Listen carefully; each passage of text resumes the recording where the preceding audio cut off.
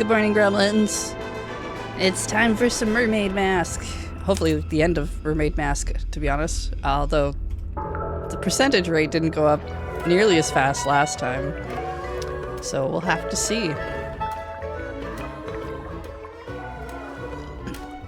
Alright, I know I talked to everyone and our current clue stuff was a thing, so we gotta go looking around.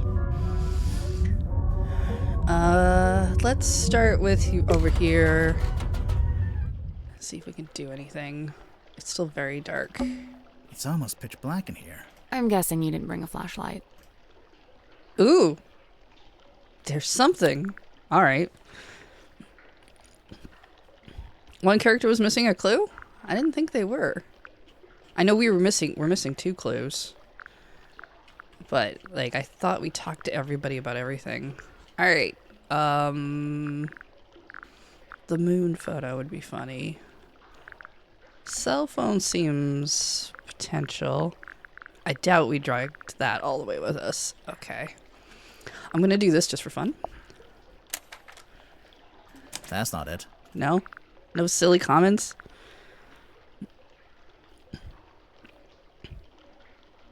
Yeah, alright. Well, we'll get to things. We can use Dirk's cell phone. Do you think he'll mind? That we stole it? Apparently? I guess it's evidence. Shanley Attack, hey, thank you for that 32-month resub. Probably not. Ooh, projector would have been good. Wow, this... You're not pointing it at anything. Well, where should I point it? Am I... Point it here. Here? Ah! Do I have control over this thing? Nope. No, not there. Like Over- this? Ooh, what about this You're thing? doing it wrong. Point it over here. Over here? A switch. See? I knew what I was doing. Dumb luck. It looks like some kind of dial. Alright. Point it over here. I had no control over that thing. Rotate the 2 outer metal dials and the 2 inner glass orbs.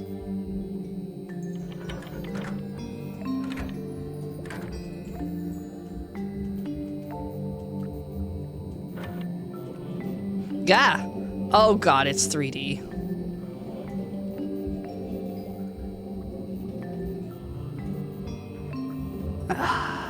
God, okay, we probably have to make it match something. Oh, I hate it. One of you's gonna be a perspective thing of...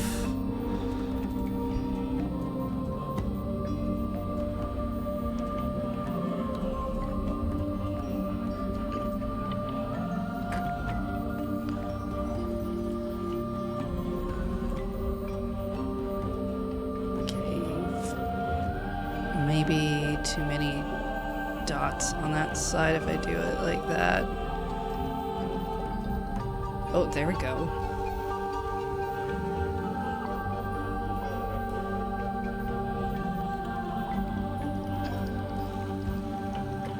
Sure, I'm gonna assume we're trying to match.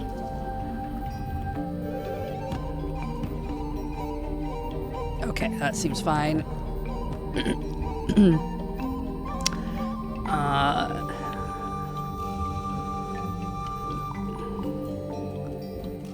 You to be 2 things.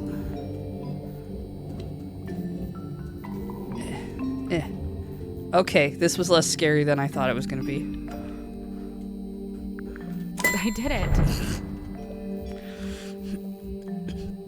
Good job. Oh, hey, we turned on the lights. Great. A glass bottle. That's just trash. And don't be so quick to dismiss it. One man's trash is another man's... Oh, yeah, no, it's just trash. What is that? I have no idea. It's some kind of strange device. What should we call it?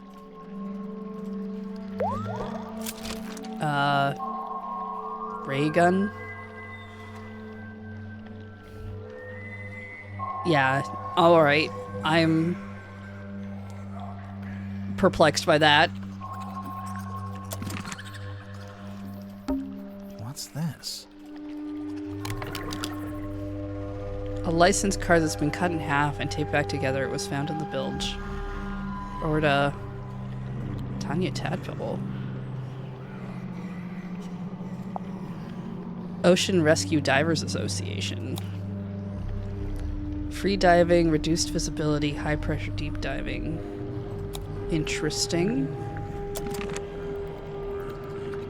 Oh, we've gathered all the clues. Alright.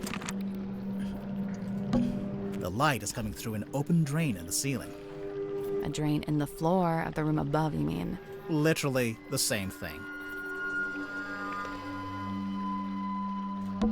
So, the bilge collects excess water, Sure. meaning water is getting into the submarine from the outside? Best not to think about it. Yeah, this room smells like rust and dirty seawater. I kind of like it. I knew you were gonna say that. You always like the worst smells. The switch is over here, somewhere. We already used it to open the drain in the ceiling. Yeah, this room smells like... kinda I like- knew you always like the worst smell. Okay, that seems like about it. We're gonna definitely go back to you.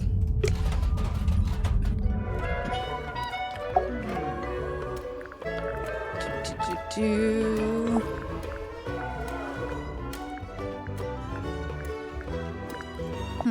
Looks broken. Does it? How can you tell? I just assumed it was waterlogged from the bilge water. How did you know we found it in the bilge? Because it smells and it's still wet. Oh yeah. Ew. Sally, you take it. I don't want it. Ugh, you keep it. Hey, where did you, Does this belong to you? We found it in the bilge. You dropped it, maybe? Ocean Rescue Divers Association. Is this an organization you used to work for? maybe? There's something suspicious about There we that. go. There's our suspicion. Let's see if we remember any of it from last time. Tadpole, what would you say your relationship with Mortuga was like? We got on great. Where's this going? Did you ever disagree with him? Argue with him? Nope. Let's get to the point, hmm?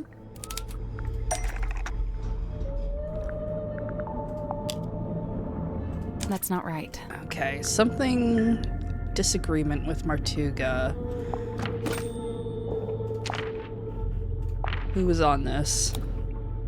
No, so it's probably not that. Wooden pipe, Cornelius, film projector. Did we open this box? We did not open that box. Okay, it's not that. Maybe the underwater photo? Doesn't sound right. Family photos, not of you.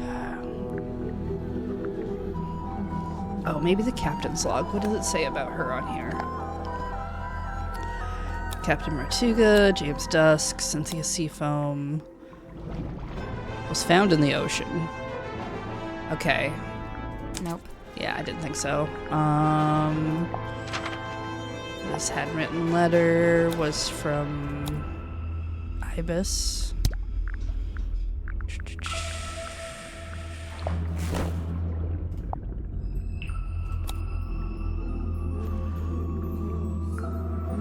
Probably not that.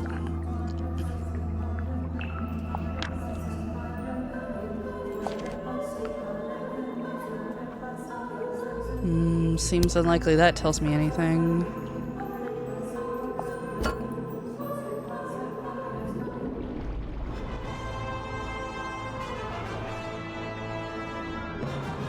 This was broken.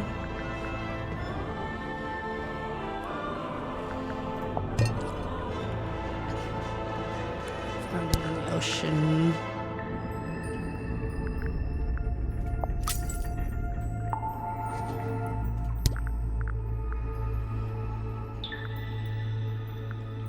Oh, goodness.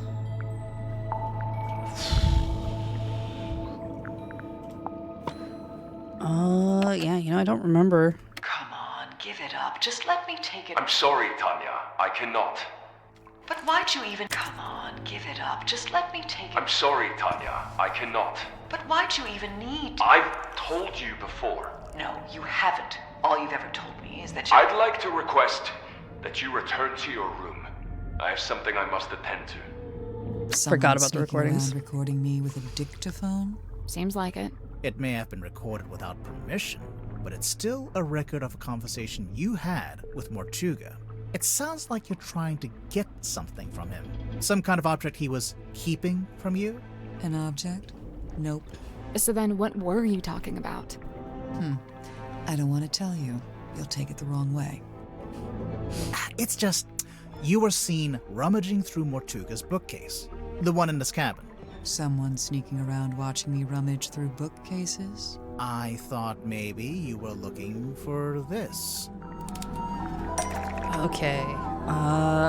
That might be the black box. That's not it. No? Something in Martuga's bookcase. Goodness. The model town?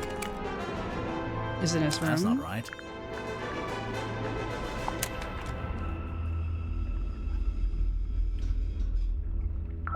This is found in the cargo hold. That's not right.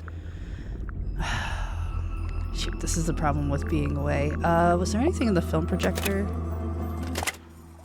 Wait, that one. Nope. Okay, so not that. The contract was taped to the chair, but that was after. That's not right. So not that. Okay.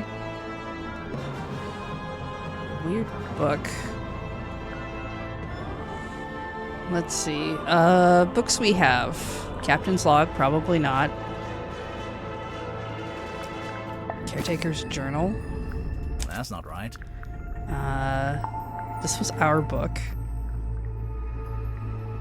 A weird book. A weird book that might have belonged to Martuga. Painting, illusion poster, pocketbook. Ah, nope. That all you got? I mean, it would neatly explain what that argument was about. Not an argument. And obviously I noticed that there's a dried blood stain on the front of the book. Nosebleed. Very common among divers. Oh, really? I assumed it was Mortuga's book because of the MM initials Nope, on the... it's nothing to do with him. It's just some old book. It's not important. Now that's not quite true, is it? Because it's not even a book. It's not even a book. It opens up into a little box. Mental note. Don't tell your birth date to Dirk Dansom. Well, even if you didn't take the book from Mortuga, there's something in there I wanted to ask you about.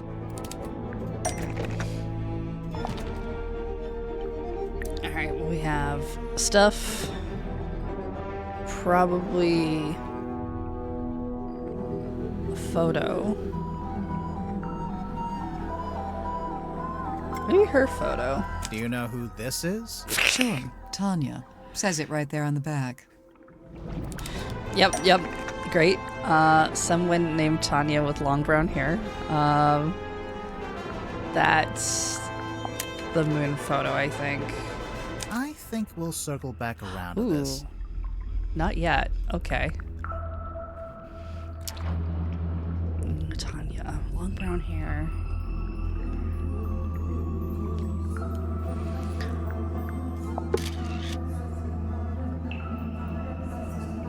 Nope.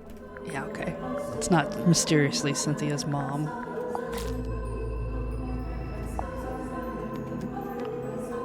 No. Another photograph. Underwater photo. The newspaper page. That doesn't seem... This is... Oh, there we go.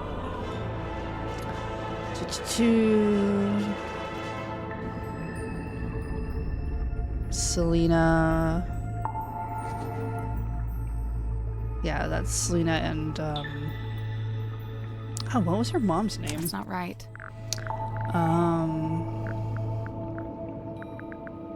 Photographs. No. This bottle.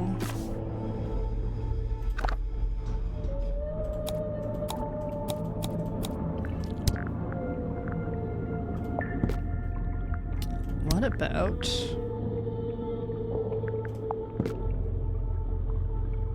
That's not it. Okay, that would have been weird, but, you know. Photograph. Ah! That's not right.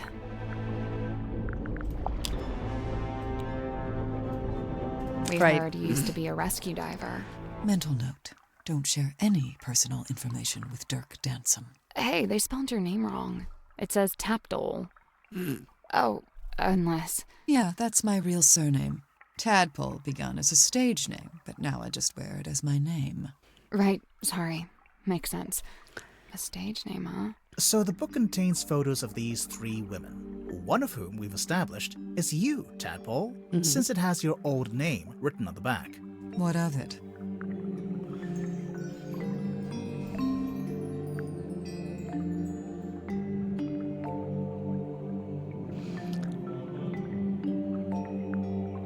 It probably means there should be other records in the book.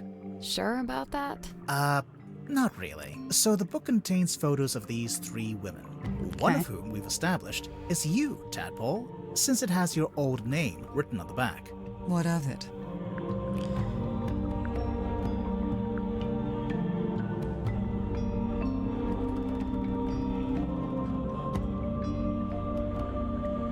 It probably means the book didn't originally belong to you. Right. Why would you have a record of yourself? I told you, it's nothing to do with Mortuga. So who does it belong to? Nobody. We need a clue to compare with the pocketbook. Something to suggest who the original owner was. The original owner. Something that shows the original owner of the bloodstained pocketbook. You're not holding anything.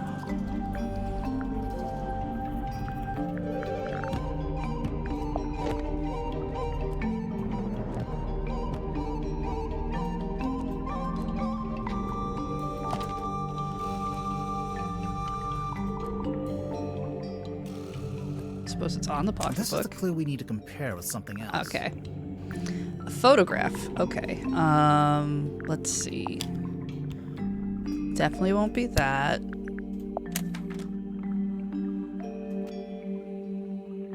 Seems unlikely.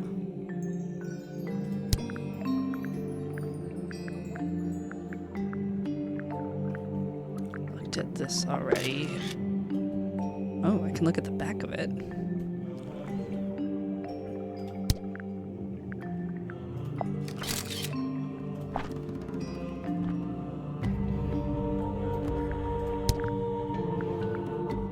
Handwritten silkworm map, ocean thing.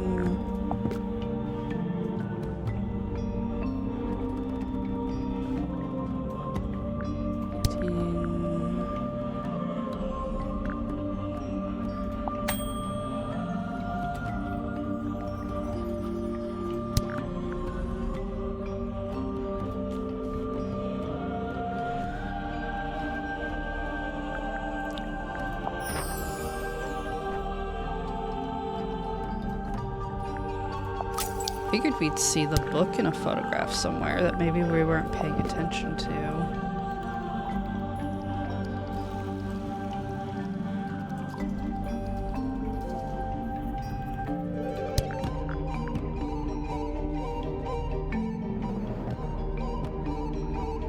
Alright.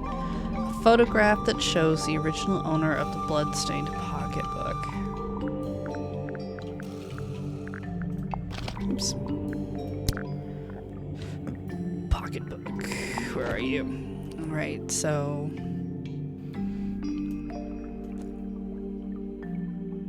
assumed it was more Tugas because of the two M's.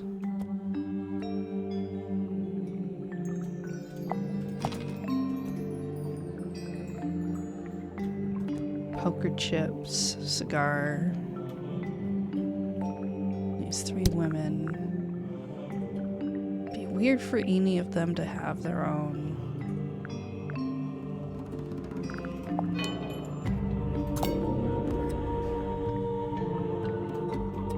Oh, what if... Nope. Ah, dang. I thought maybe the two L's overlapping would be like, oh, it got scratched up. Photograph. Okay, something...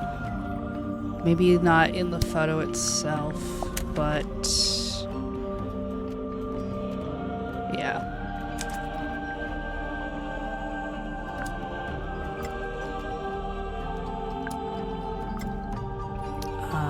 The scratch on the cover is an engraving? Is it counterfeit? Is it transcript? Engraving, I guess?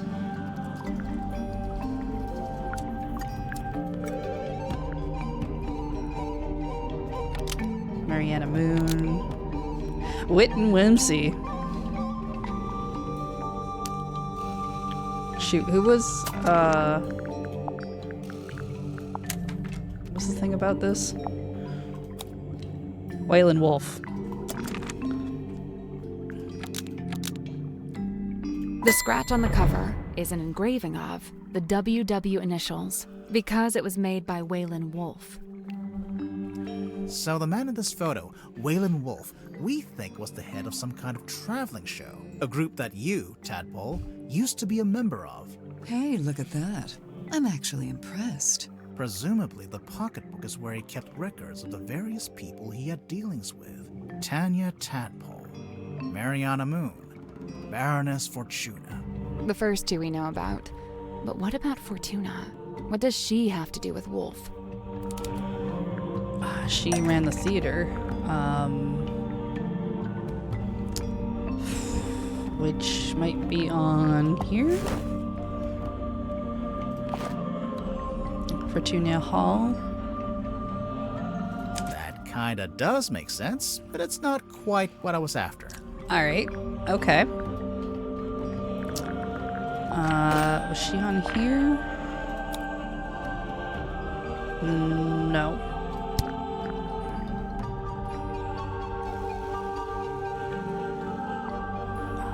Branding of the theater.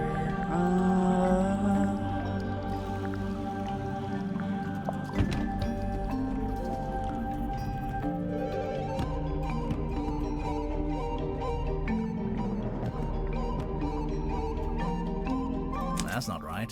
No, not that.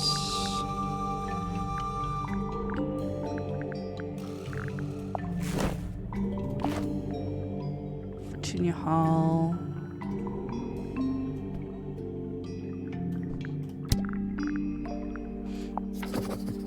Not that. That's different.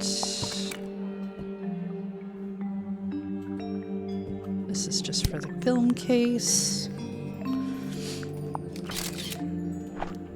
Mention it in here. It probably wouldn't. Ship's wheel, captain's jacket.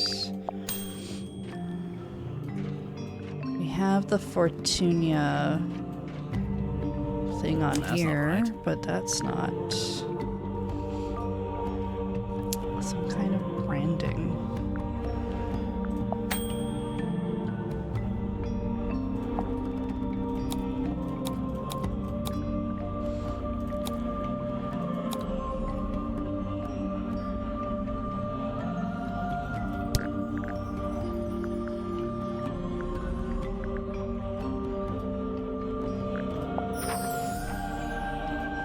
Oh, here we go.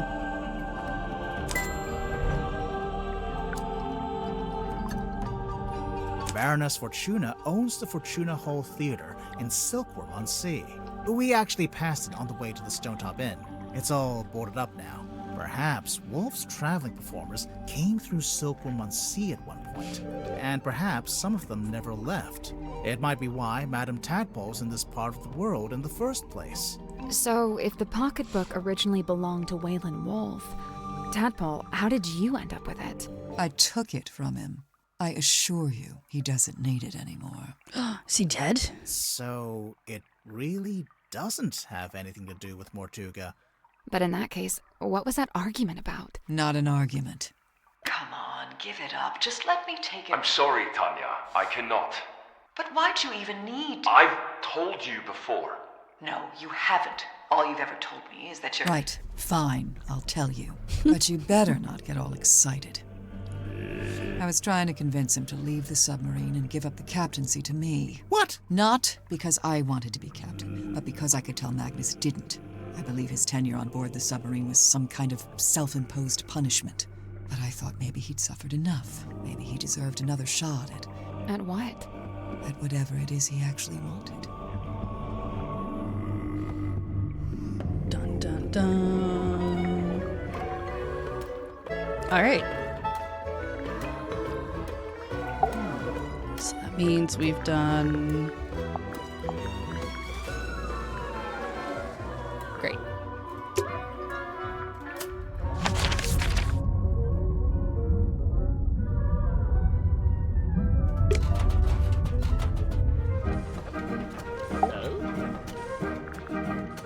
Yeah, we've done your stuff. Do you know what this does? Doesn't appear to do anything, does it? Perhaps it's broken. Could you fix it? I only deal with the mechanical, the clockwork, and, at a push, the hydraulic. Alright, so we have to find someone who knows what this strange Tonya device is. Tadpole. Ah, there you go. Sorry. Oh, I don't know. She probably did it to reduce drag, you know, like an aerodynamics thing. Hydrodynamics, I guess, if that's a thing. He'll just have an entire conversation by himself, huh?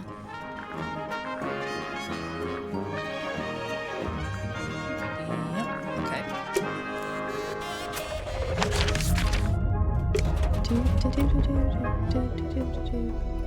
Ah.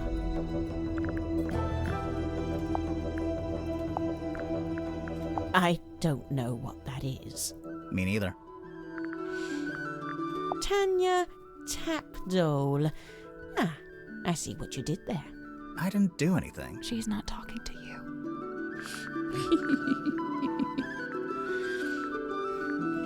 Okay.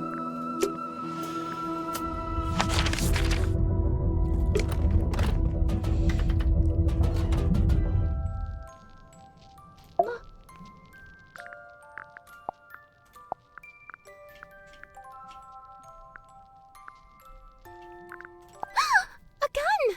It's not a gun. What is it? We don't really know. The The unknown. unknown! Dost thou require this card's consent when saving souls from drowning deep? Well, no, not really. Then what purpose doth it serve?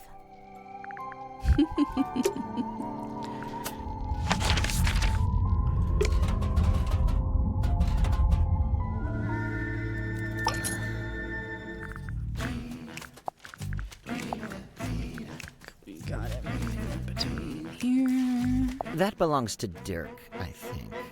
We found it in the bilge, floating in the water. Well, that explains the smell. What is it? I assumed it was a movie prop. You know, a sci-fi thing. Has Dirk ever done a movie like that? Not to my knowledge. But then, why... No idea. You'd better ask him, hadn't you?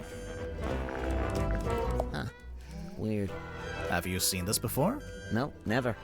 And yet I feel like I recognize the handwriting.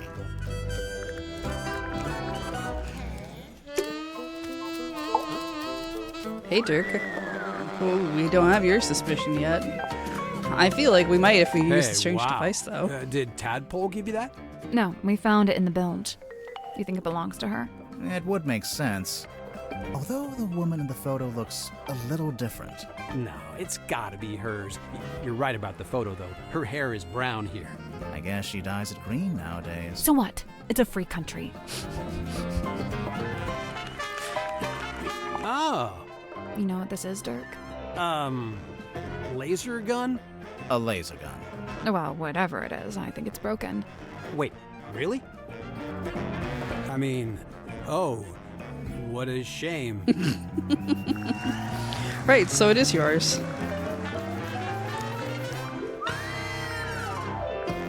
That didn't give us a suspicion, so we might have to talk to someone else about it first.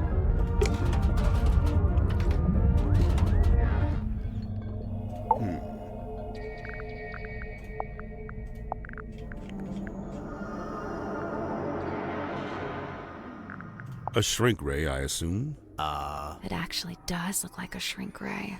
All right, Grimoire, I'll be the guinea pig. Zap me. Of course, it could be an enlightenment ray. Perhaps you ought to zap me instead. No one's getting zapped.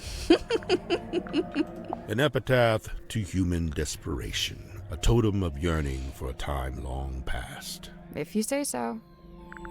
Shrink ray? Let's go!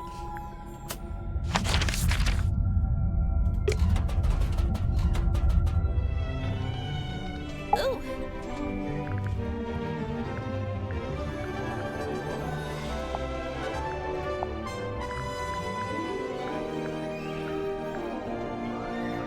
Ocean Rescue Divers Association. Ugh, they'd never let me in. I can barely even swim. But you live right by the sea. Pardon me for not swimming in the deep, freezing ocean. Give us your professional opinion. Laser gun? Shrink ray? Intergalactic hair dryer. It's an antenna. A really weird antenna, but yeah. Also, it's damaged. It's starting to rust, and there's sediment in the joints. Seawater can really do a number on electronics. You gotta be careful.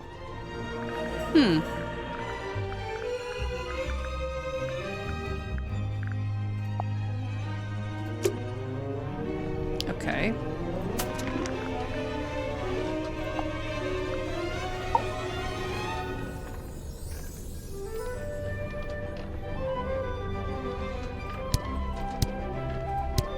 I think we have all of your things.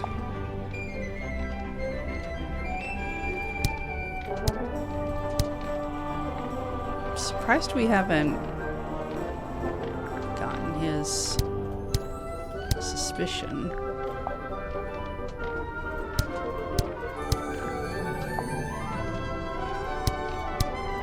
Seems like we've tripped all that.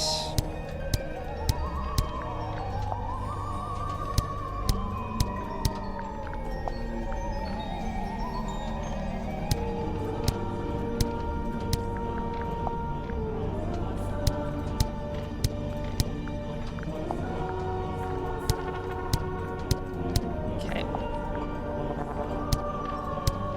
Yeah, it's just you. Alright, well now that she's mentioned it's an antenna, maybe he'll say something different.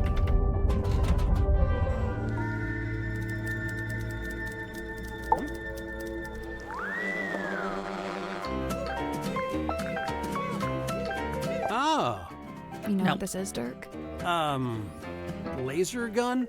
A laser gun. Well, whatever it is, I think it's broken. Wait, really? I mean, oh, what a shame. It's very suspicious that he acts that way, though.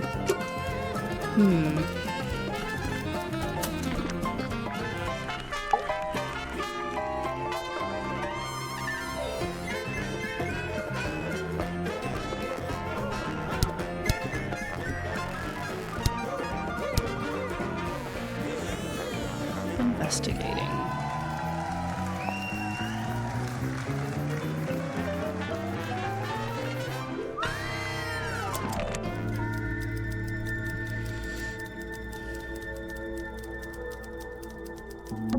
It's a suitcase. Clothes are neatly folded inside. It smells like men's aftershave. I'm getting bergamot, cedarwood, and notes of citrus. You done sniffing the suitcase?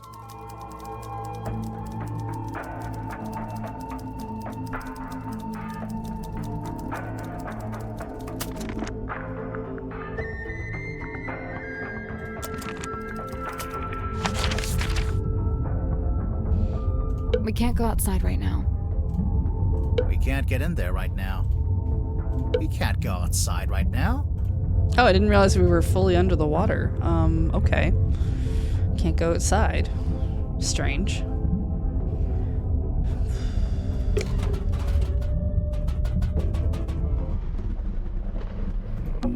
It's the drain. Hey, it's open. Wasn't it closed before? Yeah, we pulled that switch down in the bilge, remember? So this is the Illusion Theater. It's very small for a theater. It's basically just the end of a corridor, separated from the rest of the corridor by a door.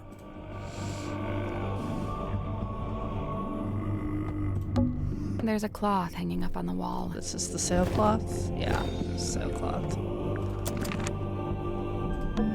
It's Mortuga's stone cauldron.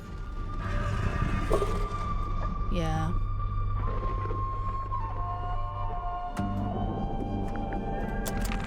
I guess we still have... Oh, shoot, that's not what I meant. Where's the button? Yeah.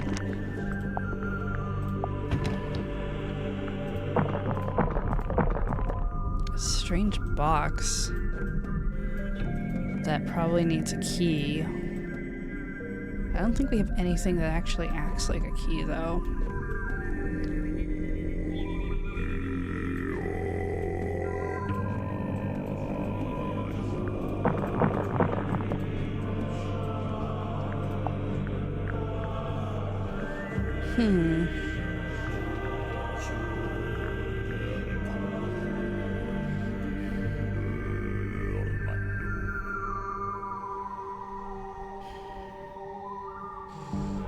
She said this was a antenna. Belongs to Dirk, except he's not saying it belongs to him. I guess we could ask... God, like, what the... This is such a weird piece, like, outside of everything else.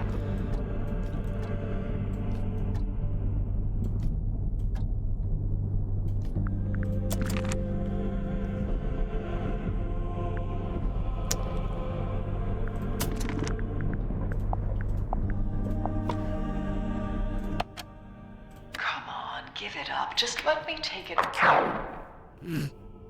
We solved for that. Hey, listen, why don't we just kill him? Now, that helps both of us. If he dies, we're both free, right? Come on, I know you don't have any better ideas. I don't think that's come up anywhere yet. The stargazing girl statue. Yeah, we know about that. And then the weird static.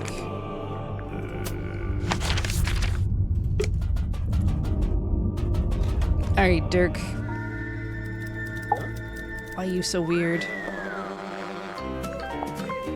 Mariana's pipe? Huh. I've never actually seen her smoke that thing. Maybe she ran out of pipeweed. Pipeweed? Listen to yourself. What? It's another word for tobacco. Honestly.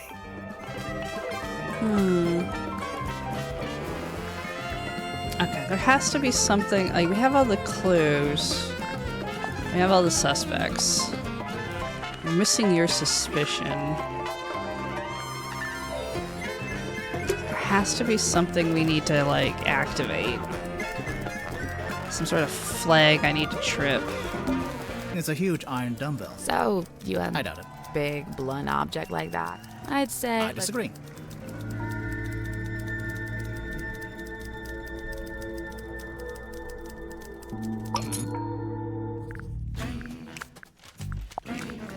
That belongs to Dirk, I think. We found it in the bilge, floating in the water. Well, that explains the smell. Alright.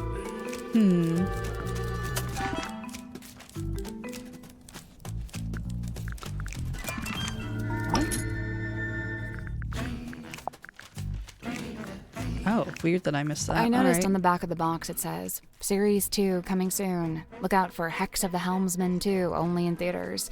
Kinda presumptuous, isn't it? Considering you haven't even written the book yet. Thank you. That's what I said.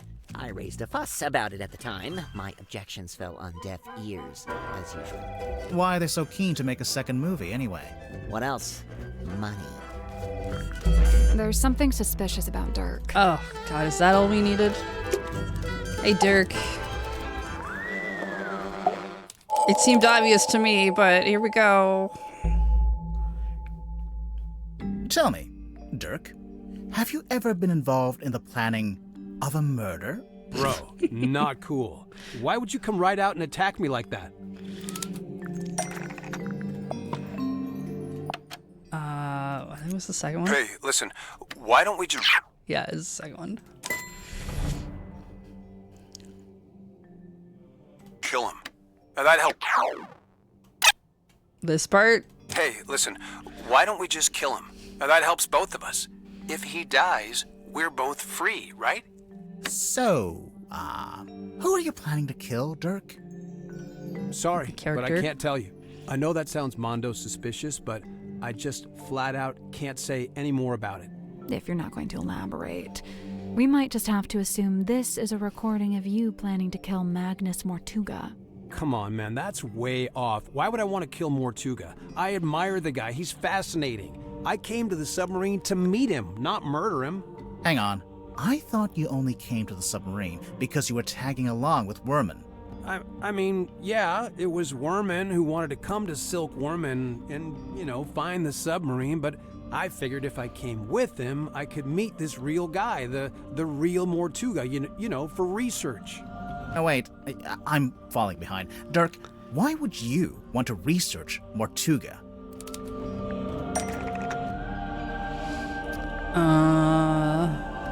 Let's see. Was married to, original inspiration for, employee of, was murdered by, was fired by, secretly on board the submarine. Dirk plays in the movie adaptation.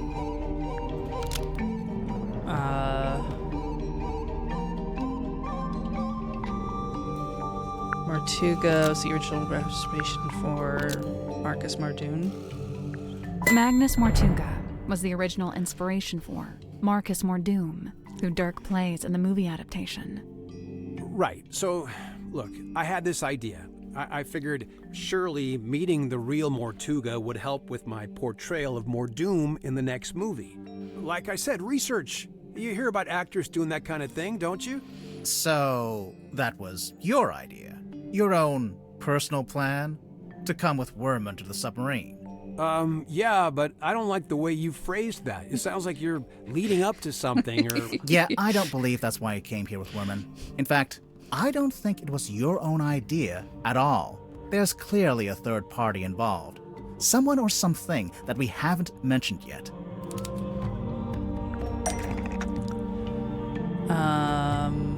Let's see. Everyone on the submarine. Everyone on the submarine told Dirk to kill the book publisher to cheer them up. Everyone on the submarine told Dirk to kill the book publisher to cheer them up. That's not right. Yeah. Right. What do we actually have? Asked Worman to talk to, wanted Dirk to replace, to spy on, need Worman to meet. Probably, I think, to spy on. Movie producer? It felt like a movie producer. Report back. To become friends. Try to murder them. To make a lot of money. Report back. The movie producer asked Dirk to spy on J.D. Worman and report back. It seems like you're basically here as an informant for the Wit and Whimsy production company. You know, those guys who pay your salary. Spy on Worman? No way, you got it all wrong. Besides, how am I supposed to report back to Wit and Whimsy? They're hundreds of miles away, and we're floating out here in the middle of the ocean.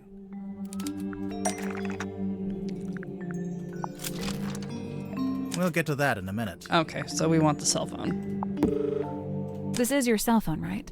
Yeah, but it doesn't get any signal out here, not even standing on deck. It's quickly running out of battery, too. No battery and no signal. What if I said you had a way around both of those problems?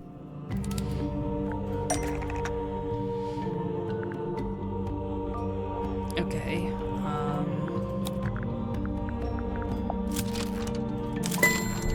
Oh, shit. Didn't think it would do that. Okay. I think this weird ray gun looking thing is actually a custom antenna for your phone. Yeah, I can kind of see imagine the it doubles as a ports battery now. charger too. Pretty convenient. Bro, I don't know what you're basing this on. I mean, look, you plugged it in, but the battery still isn't charging, and I'm still not getting any network signal.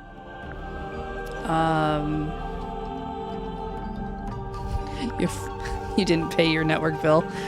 That's because the custom antenna thing is broken. Oh, for real? Oh, man, it doesn't look broken. I'm pretty sure it got waterlogged after someone dumped it in the bilge water. That's where it was?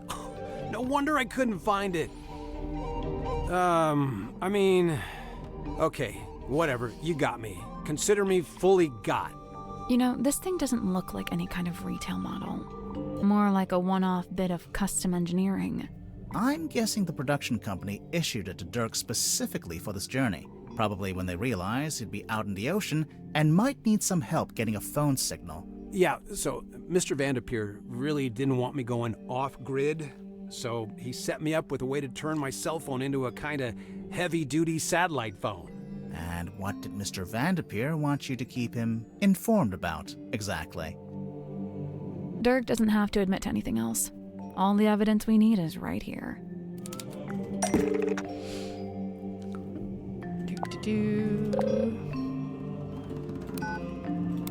Let's offer. Admitted he emailed you. Where'd you run off to? Jimmy.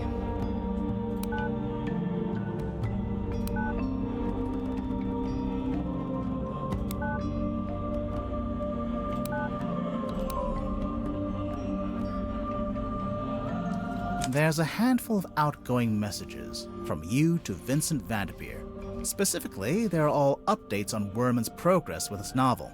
Look, the studio was worried Werman was just gonna disappear without ever finishing the book. So they sent me to keep an eye on him, maybe even steer him in the right direction a little bit. The right direction, in terms of the story. Yeah, so the movie studio has this grand plan. They want to make 3 more Marcus Mordoom movies, at least. And so they really need Werman to have his books play out to support that plan. 3 more movies, huh? Sounds like quite a commitment. Yeah, I mean, yeah, it is. It would take years. Interesting. I think we may have finally looped back around to the question at hand. Let's listen to this again, shall we? Hey, listen, why don't we just kill him? Now, that helps both of us. If he dies, we're both free, right? Come on, I know you don't have any better ideas. Dirk, I think I finally worked out who you wanted to kill. Vincent Vanderpeer. No, the fictional character. Marcus Mordoom, the fictional character. The person you're talking to in the recording must be Werman. You're suggesting he should kill off the Mordoom character in his next book. Hey, come on, dude. Do you deny it? Why would I want to kill off Mordoom? That's my character, my job. You want to be free to take other jobs. You want to be free to take other acting jobs instead. Let's take a look at the cell phone one more time.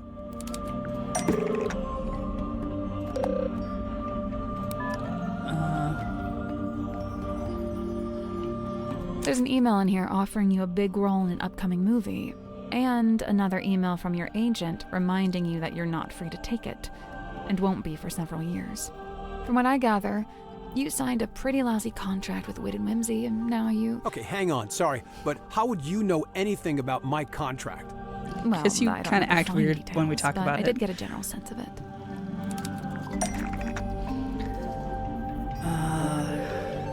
Did we learn anything about his contract? I mean, he kind of... Not that one. He got real weird about this one. That's not it. But I guess that's not what we're looking for. We're probably talking about the movie magazine.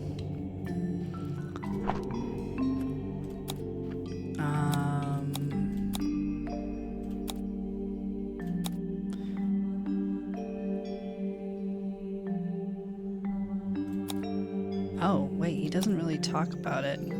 But maybe. It seems to me like your co-star soaked up most of the budget for the movie, and you ended up with a bad deal. Possibly because you were too keen to sign whatever contract they gave you. Possibly just because you didn't have much negotiating power, since you weren't famous yet. You know, a little from column A, a little from column B. You said yourself the studio wanted to make at least 3 more Marcus Mordoom movies. So you're stuck in that lousy contract for several years. Unless you can somehow ensure the next movie is the last one. So, if Worman kills off the character in the books, that would stop the studio making more movies? I'm not convinced that would actually work, but okay. The point is, now that I'm a known actor, I could be making more money with a different studio. A lot more. But I can't let it get out that I wanted the Mordoom character to be killed off. Everyone's gonna take it the wrong way. They'll call me greedy and ungrateful. Look, you gotta understand, killing off Mordoom isn't just about me. I was also trying to help Worman. He's been looking for a way out too. A way out? He's not enjoying writing the books anymore. The whole thing became just this awful burden. I'm sure he'd be happier if he could just be done with it. Hey, besides, you know, maybe killing the main character would actually make for an interesting story. Did you ever consider that?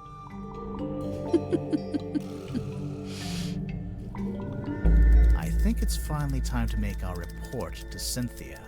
She'll be thrilled. All right.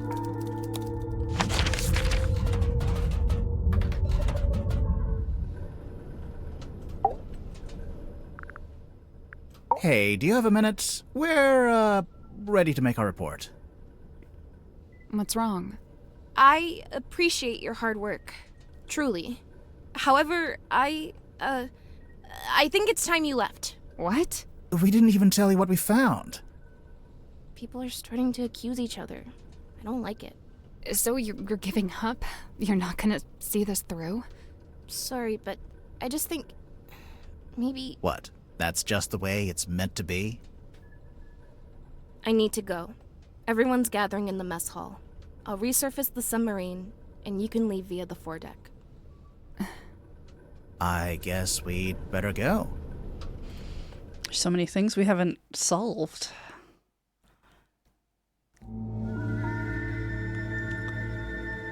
Wow.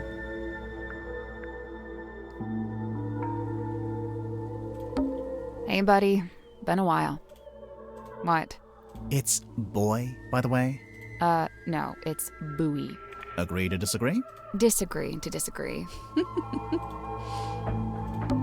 This makes a little more sense now.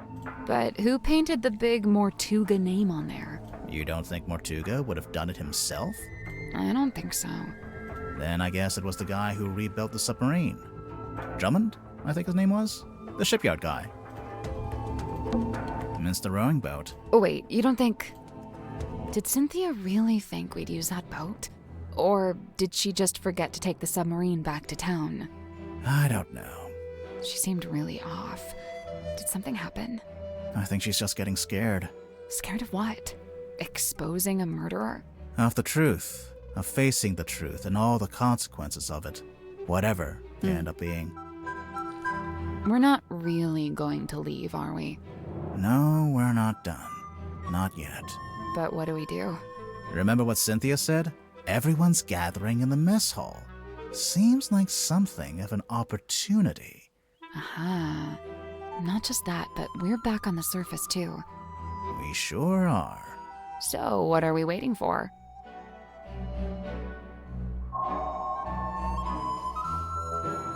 I really didn't think that would activate Chapter 3. Alright. Oh, she went away. Okay, well, I guess we don't talk to her then. It's the foredeck. Looks about the same as before. Alright. I think that means we can get into here. Yeah. Because this was outside of the captain's space? We arrived at the submarine just before sunrise. And now it's sunset. Holy Grimoire, there's a giant wooden woman tied to the back of the submarine. I was wondering if they kept this. I half expected to find it inside the submarine somewhere, but it's too big to fit in the storeroom, I guess. It's the figurehead.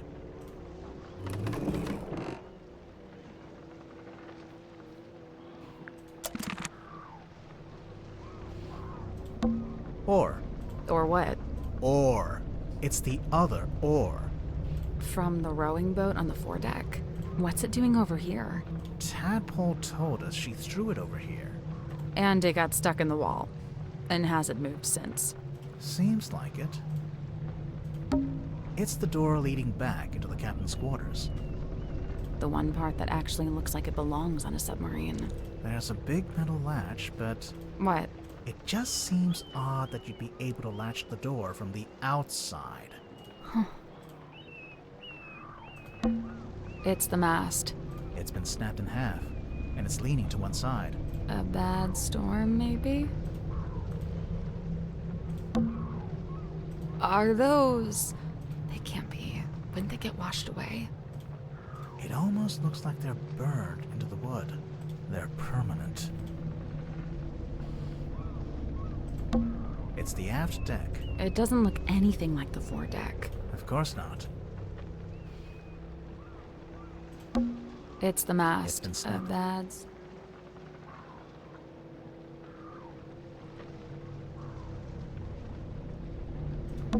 It's the aft deck. It doesn't look... Of course not. It's the aft deck. It doesn't look... Of course not. Alright, so we found some stuff on here. It's the mast. It's been snapped. A bad... Yeah, we found the giant lady.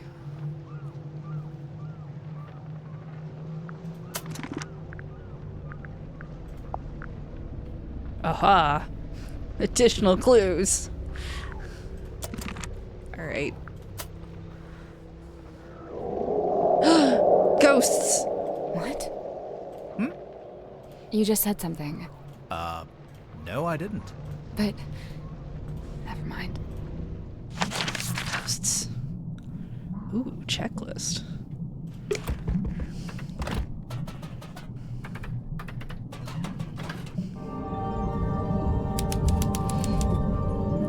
Dome tank.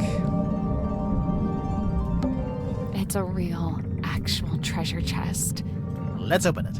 Hold on. I'm just savoring the moment. And done.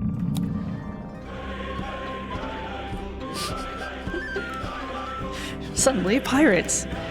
Move the flags and pirates into the correct keyholes. Tap the pirates to rotate them.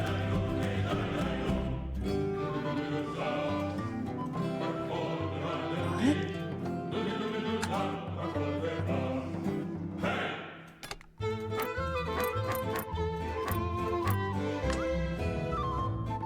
I feel like it's...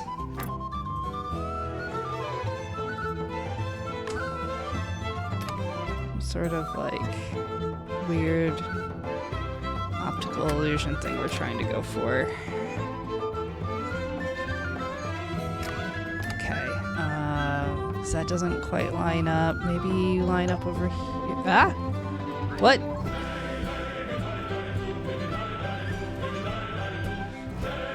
Move the flags and the pirates. Okay.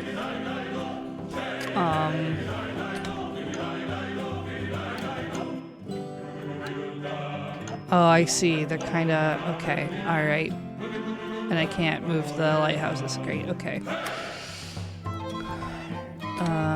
Let's see. I said this one here kind of...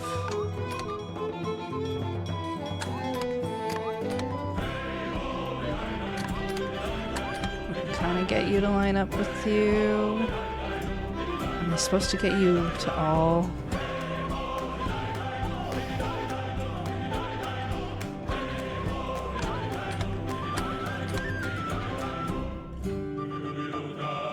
Alright, you too thin. What happens if I... It's different. Okay. Like, I move you here.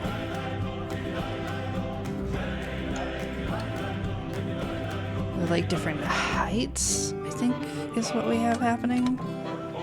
So, like, that's close. But that could be... We have the wrong pirate here. So maybe that... for you.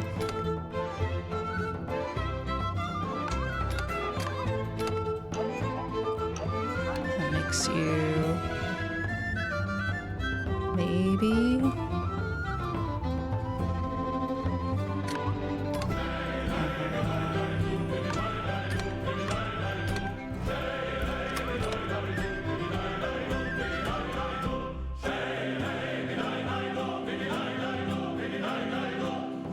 Seems like a little too.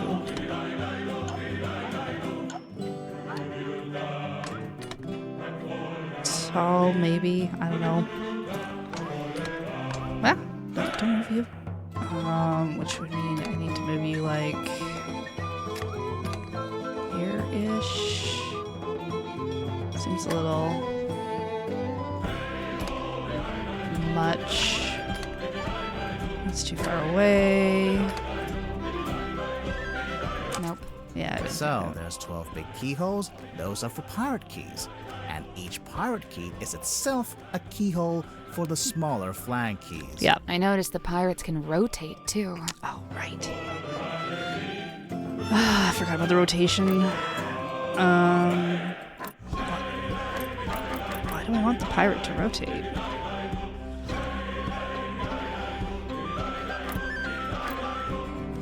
Doesn't seem to do anything. Do they need to look at their lighthouses?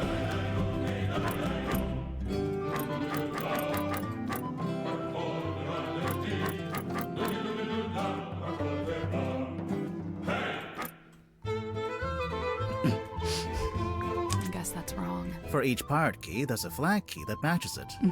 But the pirate keys also need to be in the right positions, in relation to the colored lighthouses.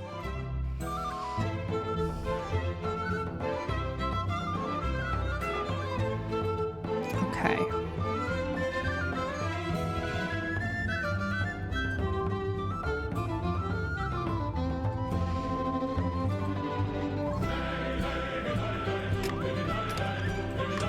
Alright. Let's...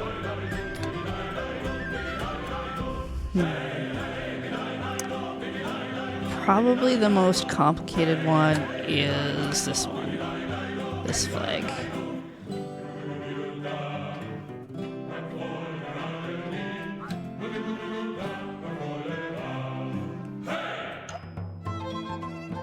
Might need to line up like that.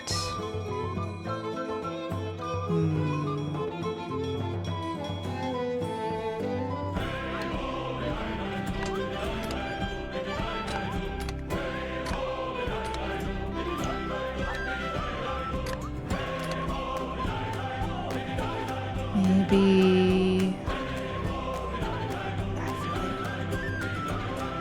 Yeah, I feel like we need to see all three stripes.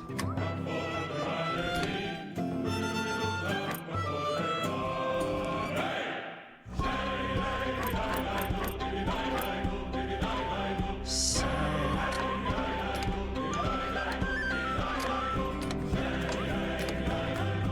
Definitely not you.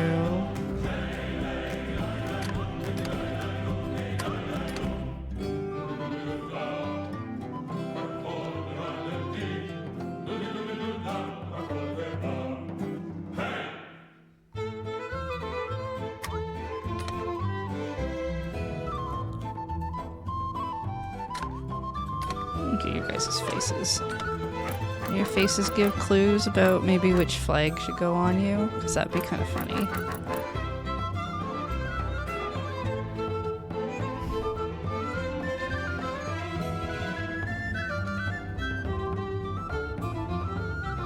Like, you would maybe go there.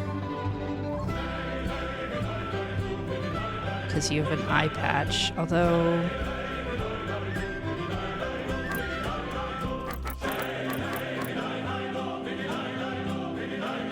flag would be the other way. I feel like you got the circle because you got that. You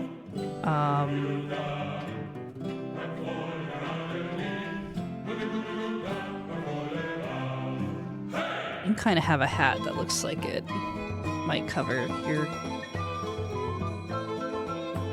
Yeah, okay. So I feel like they have the right flags.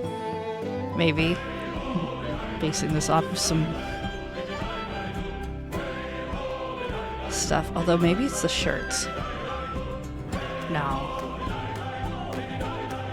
No, I think it's the eyes.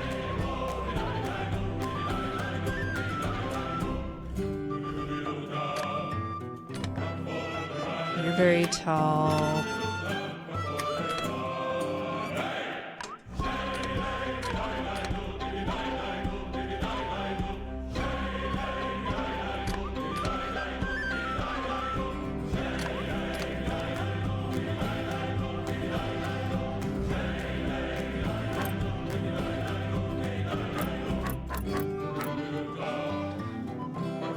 Okay.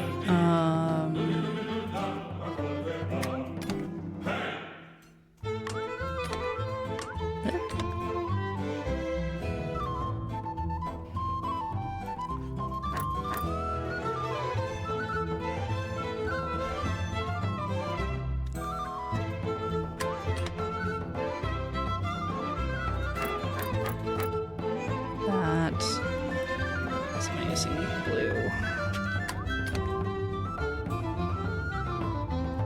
Oh, that's perfect. Okay, you're all looking at the things you're supposed to be looking at. And I think I have you lined up. I did it. Okay, cool. Good job. What's inside? Ouch. Ouch. Pain. Oh no. It's the box of pain. What happened? I cut my finger. There's something sharp in there. Treasure. Pile of assorted ocean-themed treasure locked in a chest. I guess it was the coral that's sharp. It's weird. It's like a crystal. What's wrong with you? It's actually treasure.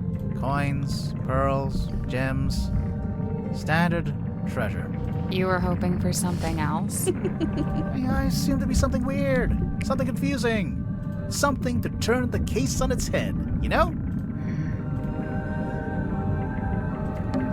There's a drain here. That must be how the room fills and empties itself with water. It's the ladder. It wasn't easy to climb down, but it'll be even harder to climb back up. I guess it'd be easier if it was full of water. You know, you could just swim to the top. I'll stick with the ladder. Why is there an upside-down dome attached to the bottom of the submarine? I guess it's a bit like a glass-bottom boat. So it's just for looking out into the ocean? This is probably where they kept the serpent. Maybe. And don't touch that door. It goes right out into the ocean. I doubt you could open it if you wanted to. It's probably pressure locked while the room is drained of water. But if the room was full of water... Then yeah, you could use it to go outside. Rocks, complete with their own barnacles, seaweed, and starfish. I assume they're decorative, but they're real. Rocks. I assume they're decorative. Why is there? I guess it's maybe. I can see the airlock through the hole in the ceiling.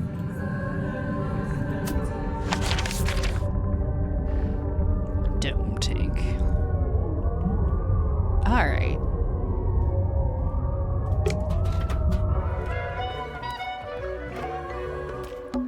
Well, Tadpole's not here. Thus, you're free to start breaking her belongings. Break it open.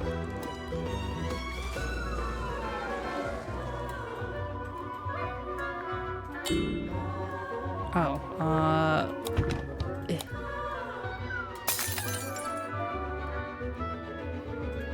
Now we can finally take a proper look at this.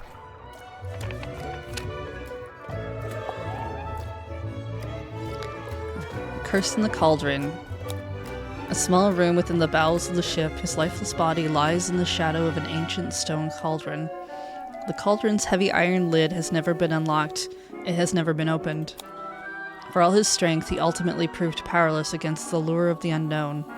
On this morning, the cauldron has been unlocked. On this morning, it is wide open. Diagram. It is understood that Party A, ooh, it's the other contract piece, commissioned a Mr. Donovan Drummond to construct the Mortuga submarine by combining parts from the two other vessels. Party A claimed to have paid for this transaction alone, and thus was the legal owner of the Mortuga submarine, despite its name. However, one Cynthia Seafoam has now provided evidence of how exactly Mr. Drummond was paid. It transpires that Mr. Drummond was paid with the deeds to the Stonetop Inn, which belonged solely to Party B at the time of the transaction. Interesting. Well, that looked familiar. It's a secret third page of the command contract. Secret second page, technically. Alright, so now an agreement between two individuals for their safety and privacy. Party A has been considered the legal owner and thus rightful commander, has exposed that Party B is actually the legal owner. Party A commissioned,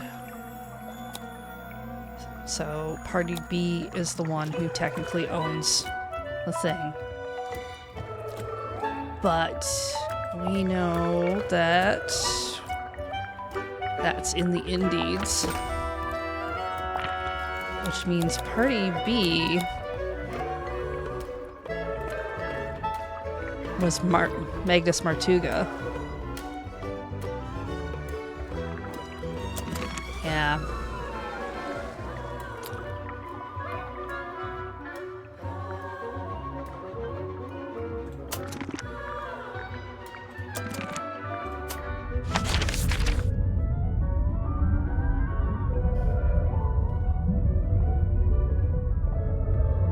I think we basically want to go into people's rooms now that they're not around. Compass. It's a big compass. No? We already solved it.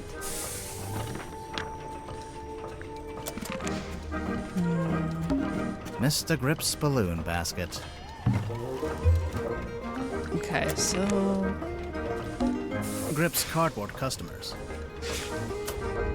maybe not Grip.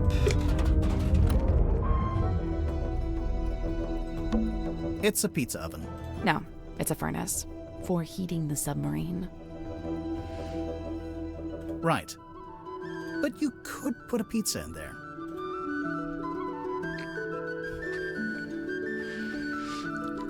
That means Cynthia saw that page? Not necessarily. It sounds like she just saw the two. For some reason, if what was written there was what Wehrman was writing, it was he saw the page. It's weird that he got it, but Tadpole would have seen it. Well, maybe, supposing she... What's in these old wooden crates? I don't know. I can't get them open. What did I tell you? Always bring the crowbar. Saw her carrying the pages. Maybe. It's a little mirror. It could do with a polish. You could do with a polish.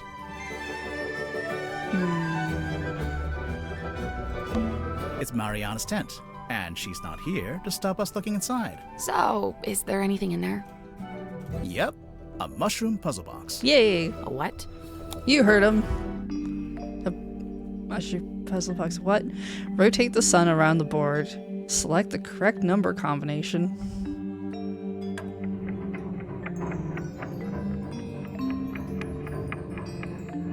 Day glow. Okay, how many glow in the day? Right. Okay, so 3. Right. Oh, wait. 2. Does that count as glowing?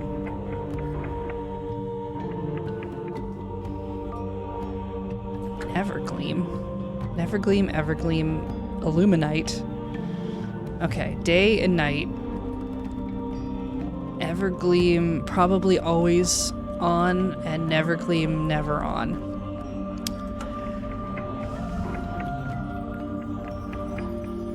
Like, this one just looks like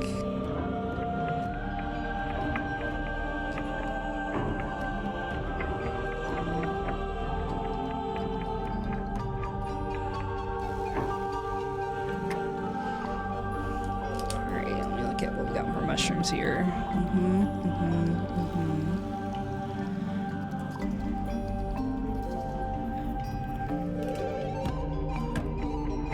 Over here.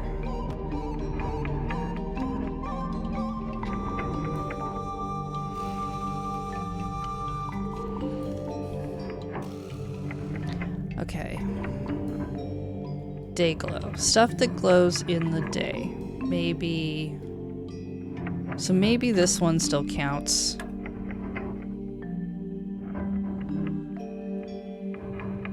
Even if it also counts at night. Okay, let's try this. So 1, 2...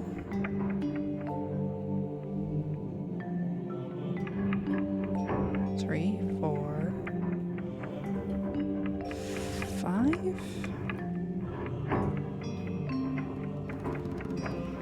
I think it's 5 for day glow. And if we say illuminate, so 3, 4, 5, 6. That's 6.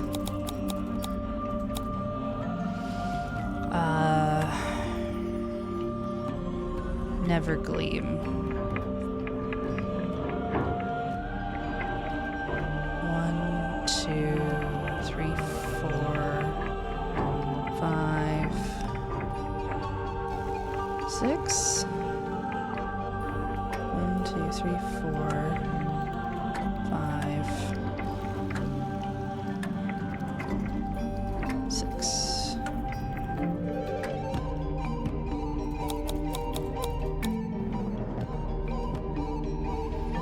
Evergleam.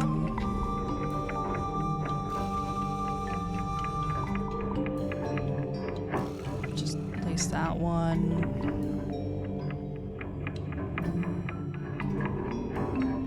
2. I think it's 2. That's not it. I guess there's 4 types of mushrooms. But I don't think it's anything to do with their shape or size. Alright. Maybe... Okay, maybe Dayglow doesn't count for the Evergleam.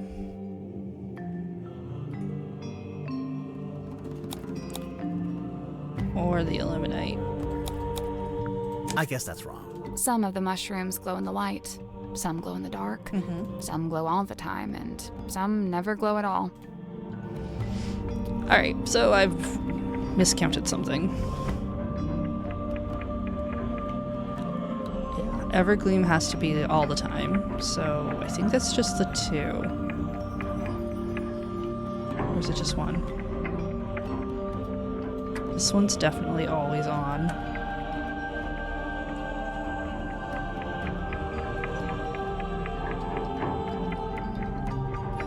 This one's always on. So that, I think it's definitely 2 for that.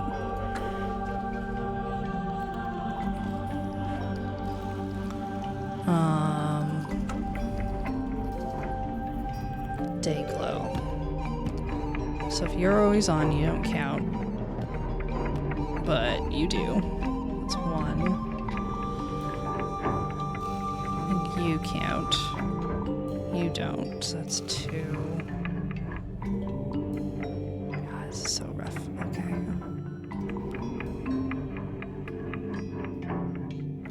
You're in the sunlight.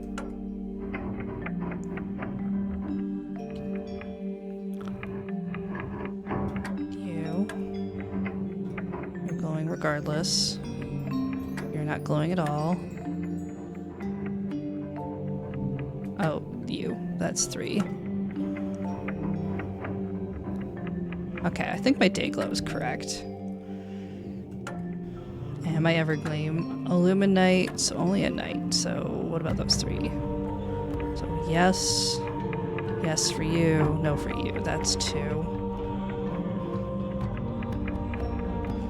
This side, potentially 3. So you. Definitely you. Not you. That's 4. So we need the ones that never show up.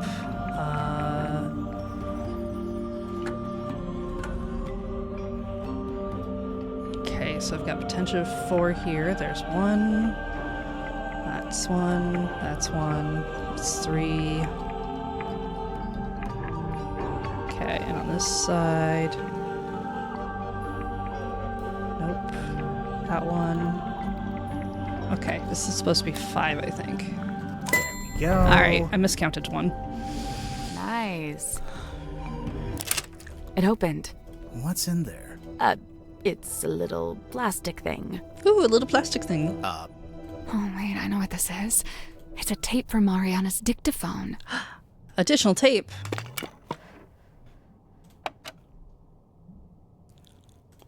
Ooh, look how many colors it has. Oops, nope. Go back to 1. Hello, who's this? My name is Magnus Mortuga. Oh, yeah? Just happen to have my number, do you? Listen, buddy. I'm not lying to you. You and I share a mutual acquaintance, and she has informed me of your skill set. I wish to hire you, and I believe I have something I can offer in payment. I'm listening. What are you after? I'm in need of information. Information about a woman named Felicia Stonetop. Alright. Static. Static. I really don't know why you're here. This doesn't concern you. Even if it does, it is wholly unrelated to our unfortunate voyage.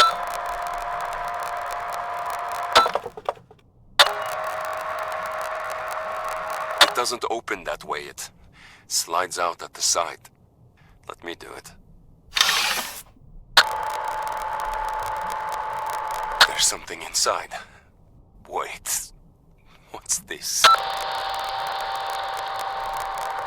Oh, that was, Moon said she had that weird thing where she heard a conversation he was having, but she couldn't hear the other person. Interesting. So we have that. Recording. It's Mortuga opening the black box. It's what Mariana said she recorded while she was in the control room. And just like she said, Mortuga's having a one-sided conversation. I think it's missing half the audio. If only we could hear the whole thing. Even as it is, I'd say this is a pretty important discovery. Oh? We finally know how to open the black box. Do we? You open it. Yep. There's no wonder we couldn't get the lid open. You slide it at the side or something. Nobody mind us. Okay. Maybe there is a way to open it up.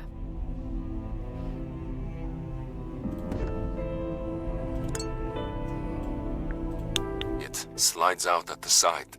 Let me do it.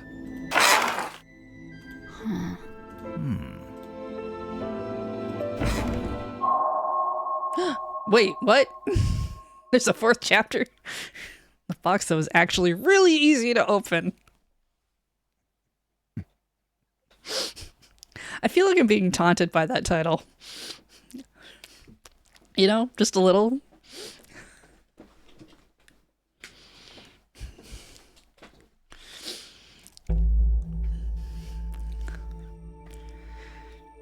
Alright, lots of stuff. It's a scroll. The other half? Yeah. I know you wanted the coordinates, but I don't know them, so this is all you get. If you don't know how to make use of it, that's your problem, not mine.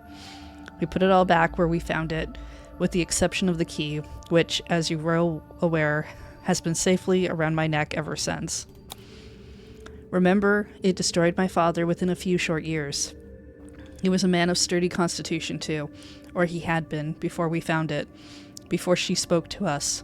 A wise man would simply put the entire thing out of his mind. Okay. Yeah, I know. Should we put it back together? All in good time. Not right now. It's an envelope. A black-edged mourning envelope found in the black box. It's been ripped open at the side and is currently empty. Governor Faustus Fellow and Selena Stonetop. Governor's Manor, Fellow Estate, Ponder Hill, Silkworm on Sea. It's empty. Those black edges. Yeah, it's a mourning envelope. It's used to send news of someone's death.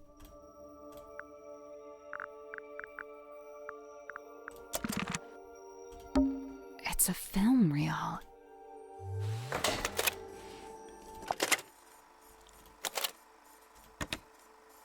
The rain is incessant, but it's oddly localized, like a local biome. Fluid. What I believe to be amniotic fluid is being diluted. I'm curious to see what happens.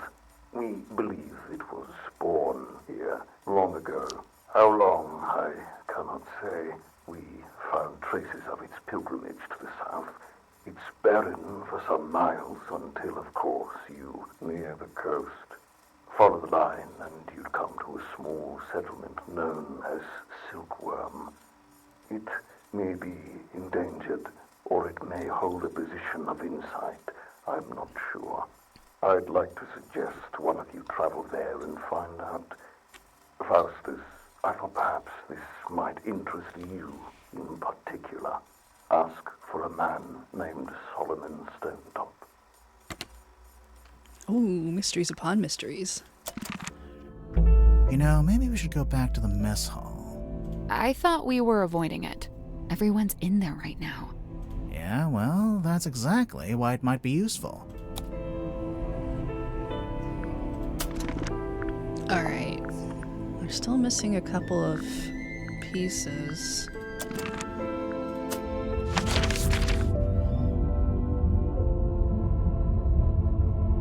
Is there anything... There's definitely some other places we haven't gone yet.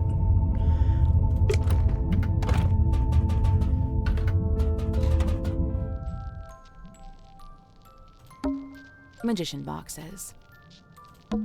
It's a model submarine. I think it's a doll's house. It's a magic vanishing cabinet. I think it's just a wardrobe. Oh, Vanished. Right, we did go through these things. Am I allowed in here? Interesting. The fact that the checklist shows up here kind of suggests we end up back here. You don't want to take another look in here? I do. But let's finish the checklist first. Alright, okay, so going to the mess hall doesn't sound like that'll, like, screw me out of anything.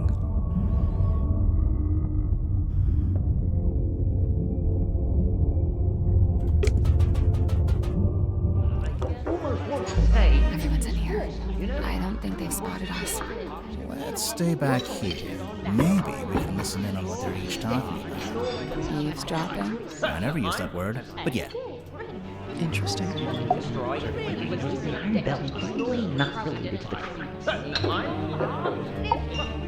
Maybe I should start locking the door when I'm not in there. Safely concealed behind the bookcase. Oh, these are clues.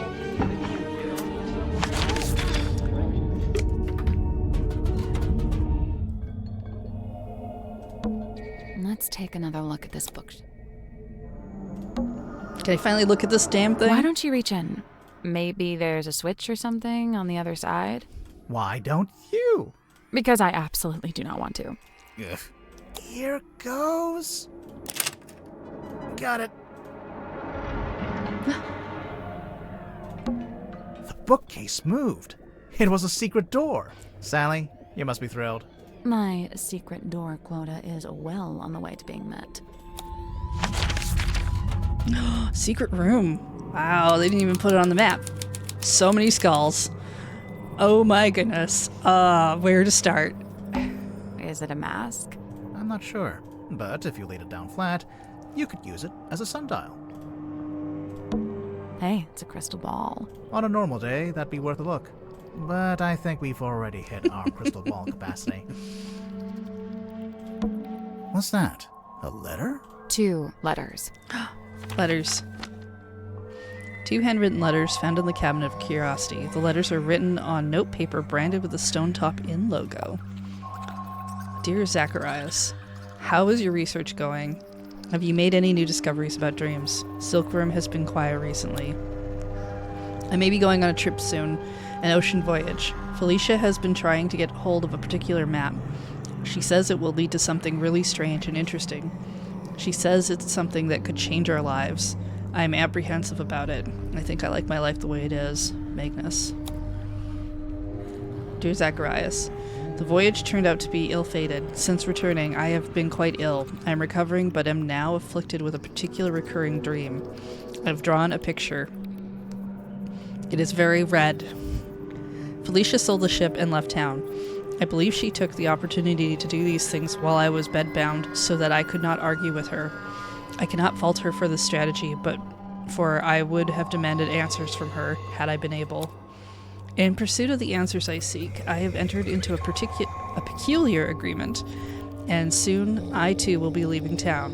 In fact, I will be staying on board a submarine for a time. And now the reason for this letter. I would like to request that you accompany me on this venture. You could bring your equipment and continue your studies on board. There's plenty of space, and the voyage may even afford you unique research opportunities. If you're willing, return to Silkworm as soon as possible. When you arrive, I shall already be housed on the submarine moored at the dock. Important, go to the Stone Top Inn and retrieve the large stone cauldron from the cellar. Conceal it amongst your supplies and bring them all on board at the same time. I will meet you on board. You can set up in what is currently the infirmary, and I shall take the cauldron from you a little later on. Magnus. Interesting.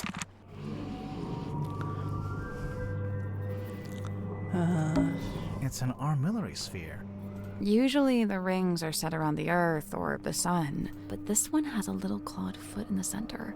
I don't have the mental capacity to consider the implications of that.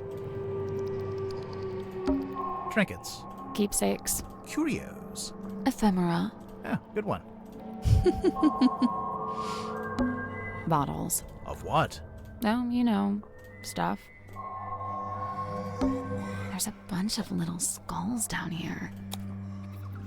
Oh, it's a puzzle. Swap the positions of the set label. Stop shaking, reading. Swap the positions of the set labels and the skulls. Tap to rotate the skulls. Okay. So I think eyeballs go here. Red one. Okay, shaky one. It's fine. Stuff with crescent moons. Okay, so like a red one has to have a crescent moon on it. Or not?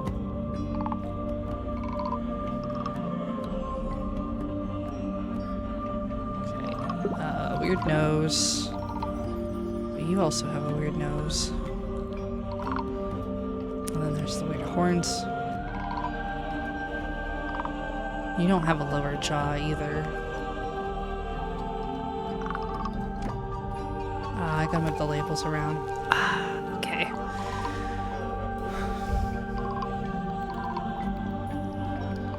Okay, everybody who's shaking, how many of there are you? 3?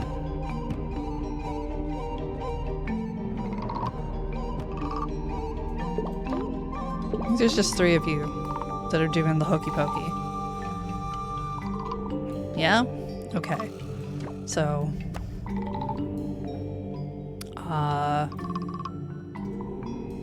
3 of you also only have eyes. I think. Not hiding any in the back of your heads.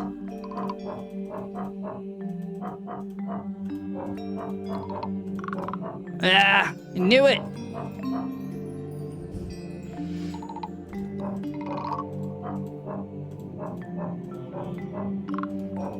Okay, so 4 of you have eyeballs. Got it. Okay.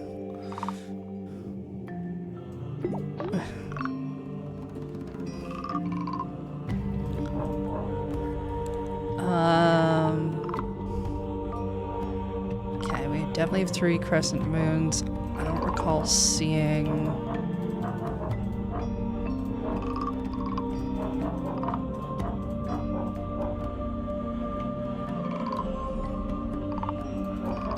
any other ones.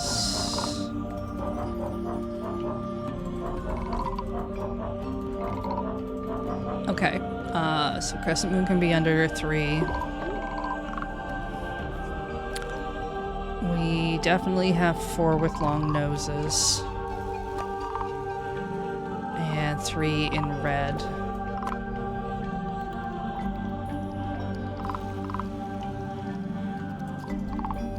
Jaws.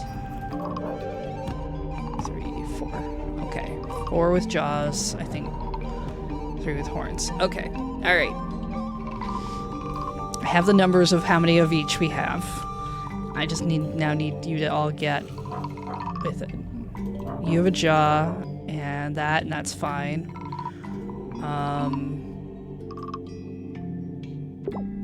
If we stick you up there, you over here, that gives us our red. Still keeps our jaws. Shit, it does not.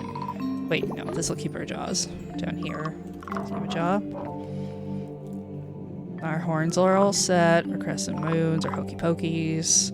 Our eyeballs are not if I do this. Nope, our eyeballs are fine. Our noses are fine. Our jaws are fine. This seems correct. Hey, I Great. did it. I'm impressed.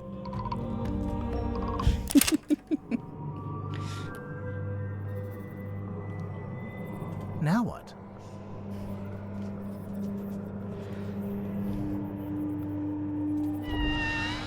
Oh, we opened that. Yay, okay, well. Oddities. Knickknacks. Doodads. Assorted anomalous artifacts. Nice. Oddities. Knickknacks. Doodads. Assorted. I don't know what this is, but I can't seem to look away. Sally. Hmm? You are getting hypnotized. Really? Cool. So, it's a unicorn skull? Slow down. Could just be a narwhal. A narwhal's horn is on the end of its nose. Oh yeah. Unicorn it is. Dr. Zephyr's Cabinet of Curiosity. It's not a cabinet. It's a whole dang room. Well, almost. It's more like a walk-in pantry. A walk-in pantry is a room. Hang on. Is that? Yeah, it's Boggy. The swamp monster from Boggy's Bog. Don't panic, it's just a wax model. We can't seem to get away from this guy. So that's from The Secret of the Swamp.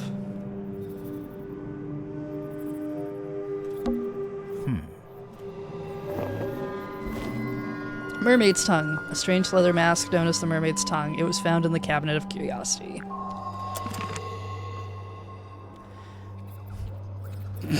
Gather the clues, but for real this time, find all the clues. Thanks, game. God, I like it when achievements are silly. I definitely have all of them. Okay. But I think we're still working on a checklist. Yes. Okay. Iron Bell. Iron Bell was in a room. Which room was that? This one. The one that shows it in the photo. Maybe it's time we took another look at this Iron Bell. So, we've been calling it a bell this whole time.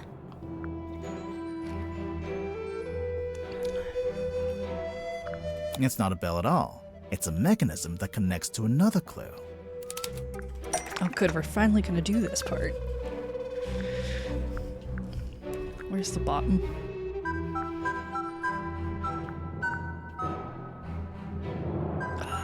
It's the cauldron. Why can't I see you? There you are.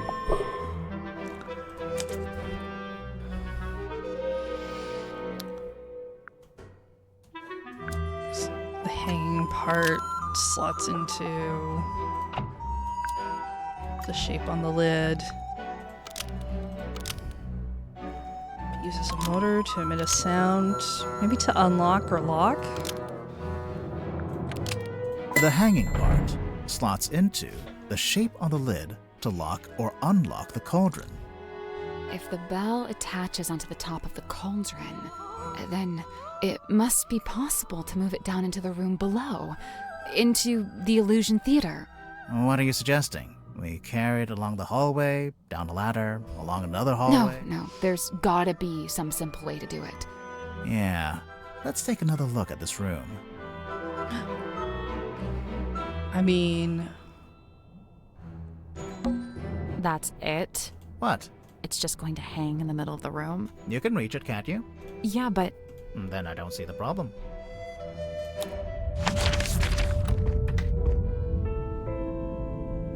Okay. Back. Should we move the table? Yeah. I'll let you do that. Should we move the rug? Yeah. Me again, huh? Should we move the lid? Yeah. I can take this one. Wow, thanks. It's open. Looks like it's exactly the right size for the bell to go through. So what now? Do we just turn the rope winch ourselves? I guess we could, but it's probably easier if we use the handle. I don't see a handle. That's because it's not in this room. Ah. Okay. All of it. Wait.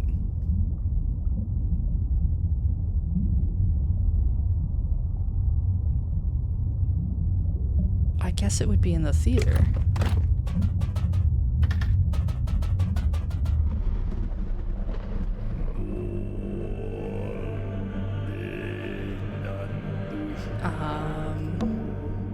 You don't want to take another look in here?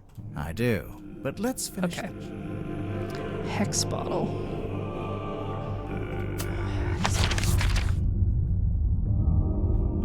Hex bottle was in here?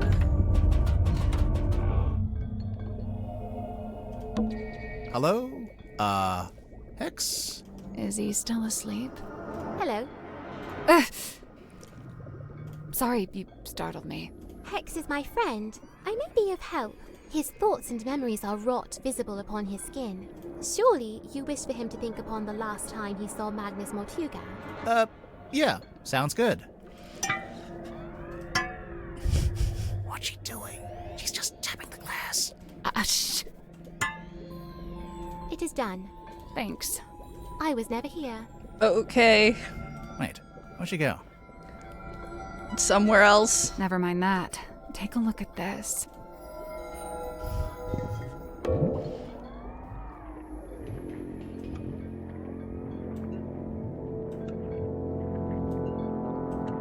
Oh, that is correct.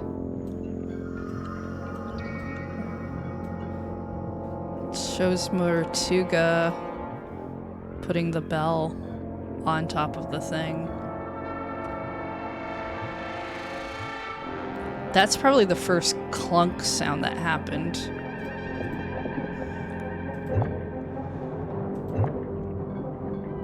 Okay.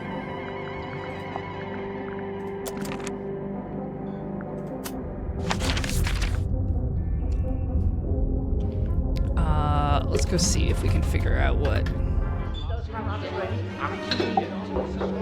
Tadpole wouldn't let me swim in her pool. Couldn't go out on the yard deck, you know. How it's still in the pocket of Mom's jacket. Captain's jacket.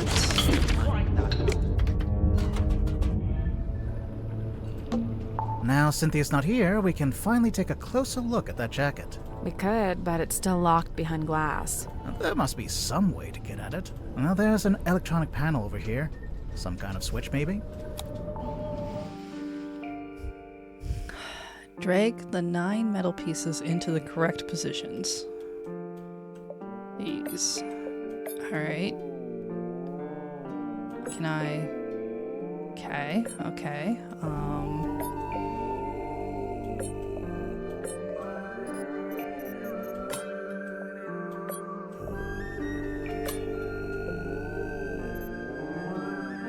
This seems like a terrible way to do anything. Alright. The 3-piece one's probably gonna be the most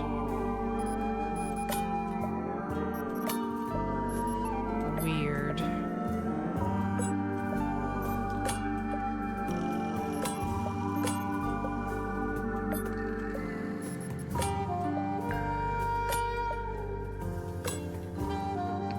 Okay, and then 2.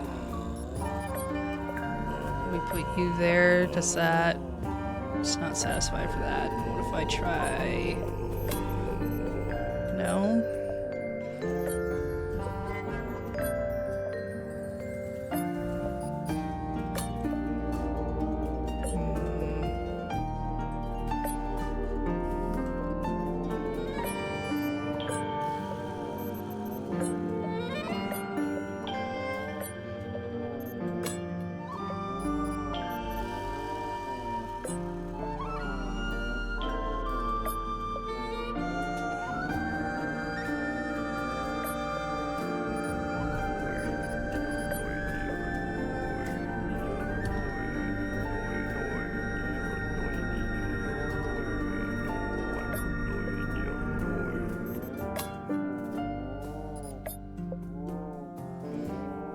Alright.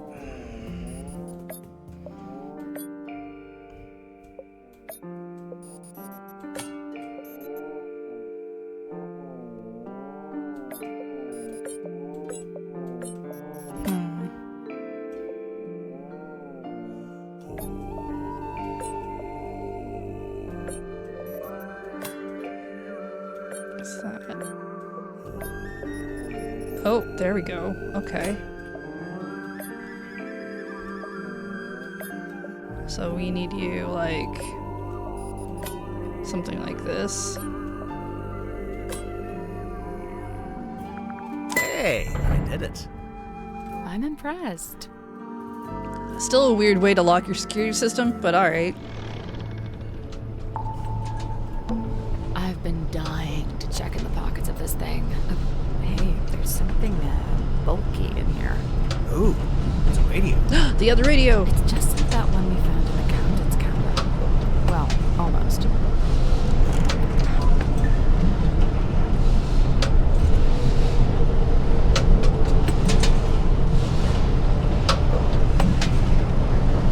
I don't know why that background sound is so, there all of a sudden. Yeah. Okay, so this is a radio between her and her kid. That's cute. Nearly. There's one more room I need to visit. Let's get out of here where the background sound isn't deafening. Well, here we are. One last time. There must be some way to get the iron bell to lower onto the cauldron.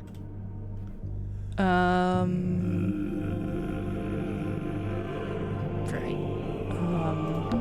There must be a way to lower the iron bell into this room. I think we should probably shut the cauldron first. Okay. We'd better shut it. Let's leave it shut for now. There must be a way to lower the... There must be a way to lower the... There must be a way to lower the... There must be a way to lower the... There must be a way to lower the... It'd have to be near here. That poster, it's taped to a pipe on the wall. The pipe looks a little loose. Do you think it's supposed to move? Rotate!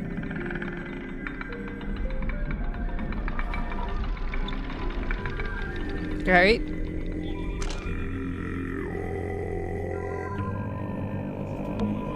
What do you know? It fits perfectly.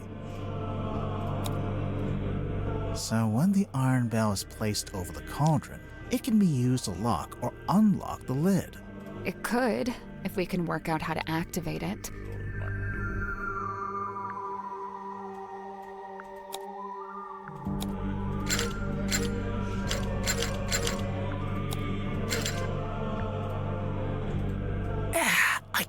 quite reach both handles at the same time.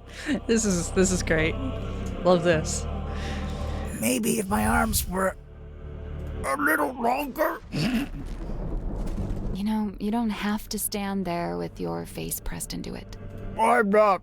Because this is a two-person job? Because there's two of us. We can take one handle each. Which means somebody helped him open it. Probably killed him for whatever was inside. Oh, right.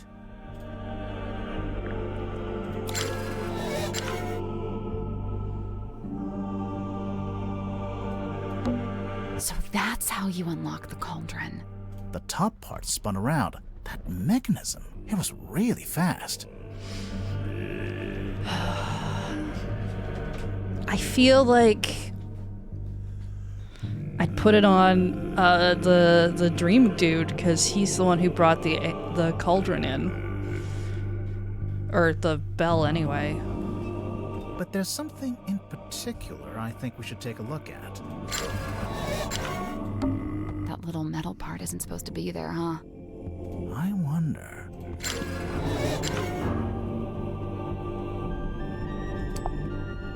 Small metal fragment that was lodged into the iron bell.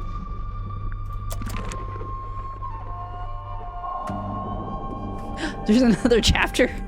The unveiling of the Illusion Theater. I think we're getting close to the end.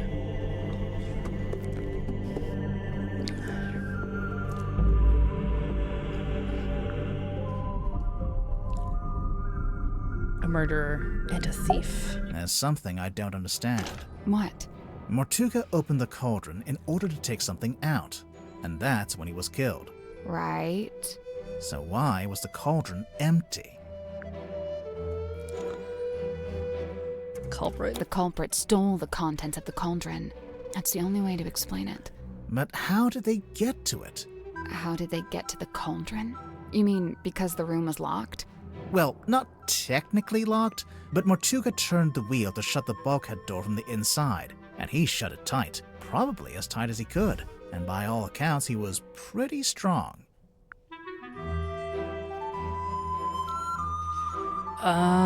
Didn't need to use the door. The culprit didn't need to use that door. Because he could have come in from here. They came in via the captain's cabin. You know, through the hole in the floor. Surely Mortuga would have made sure nobody could get into the captain's cabin. How? Stop people from going into the captain's cabin?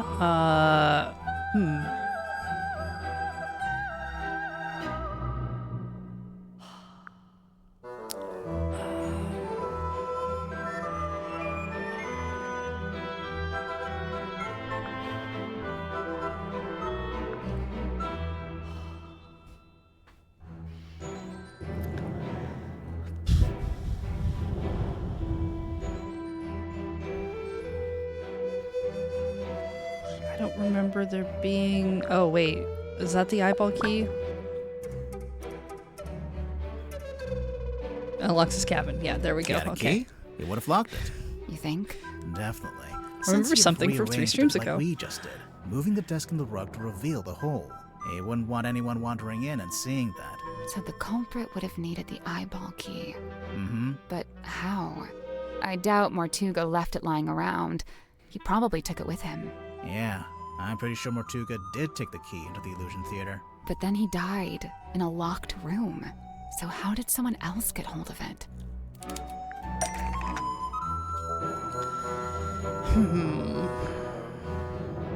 Bulkhead door, the moon vial.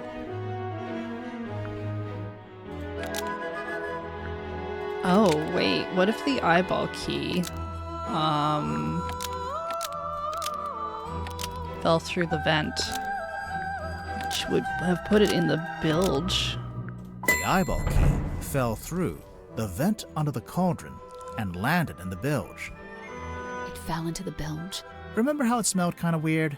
That's the bilge water smell. So the eyeball key just happened to roll across the floor and into the vent? No, it didn't happen by accident. The culprit tilted the submarine. The culprit tilted the submarine.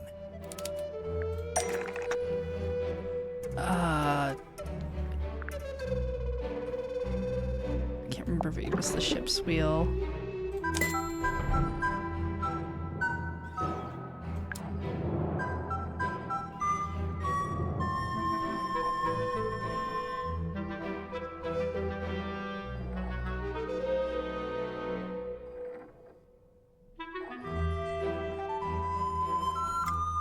This is the right clue, but we want a specific aspect of it.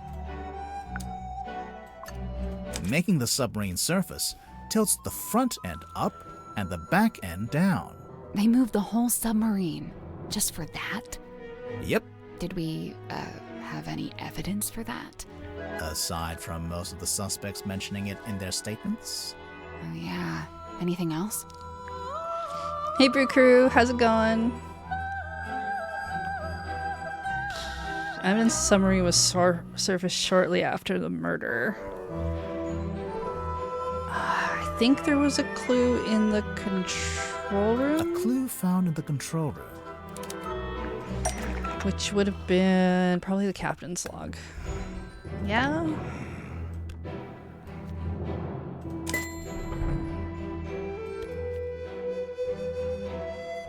This is the right clue.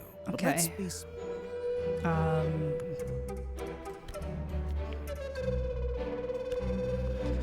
Part of the evidence. A log card from the day of the murder. It shows the depth of the submarine. It starts at 0. That's when it surfaced. Presumably that's when Mariana came on board. It steadily goes down, but then later it suddenly goes back up again. Anything else? Oh, we're gonna do all of these. Okay. Explains the checklist kind of thing. A phenomenon observed at the crime scene. This has to do with probably,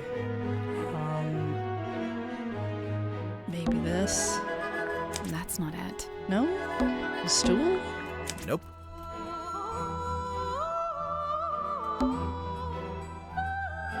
I would have thought it would have been the things getting knocked over.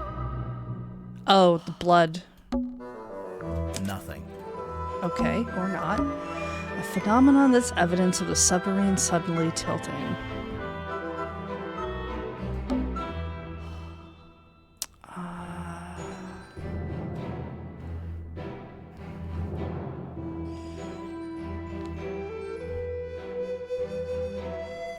Pools here and then goes? Okay. Blood. It pulled out first. We're correct on the blood, but then just in the wrong started spot running of down blood. Towards the bilge vent. Anything else? Okay. Clue found at the crime scene. Clue found at the crime scene. Okay, that's gonna be the moon vial. The moon vial. How is that evidence of the submarine tilting? It makes sense if you know where it came from. Oh yeah. We found a part of it that got left behind.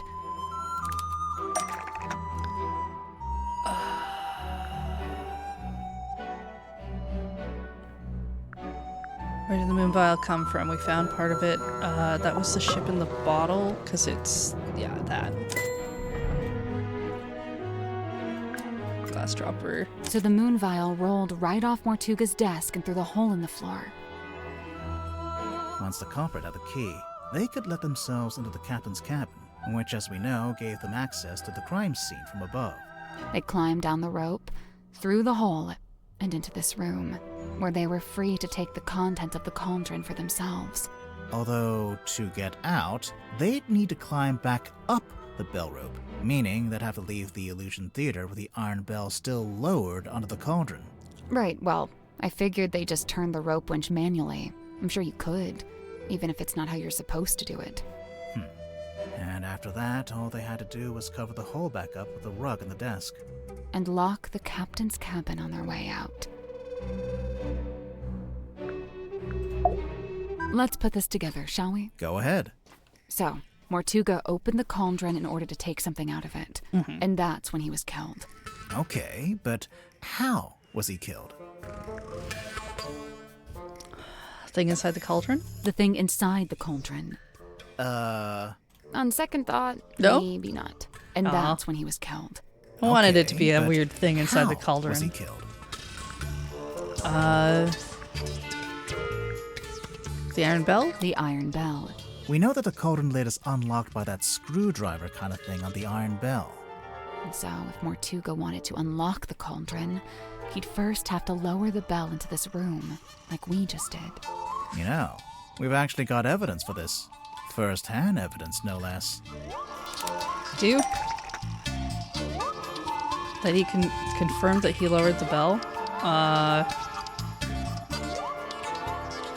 Is it on the bell? Nope. Okay, well.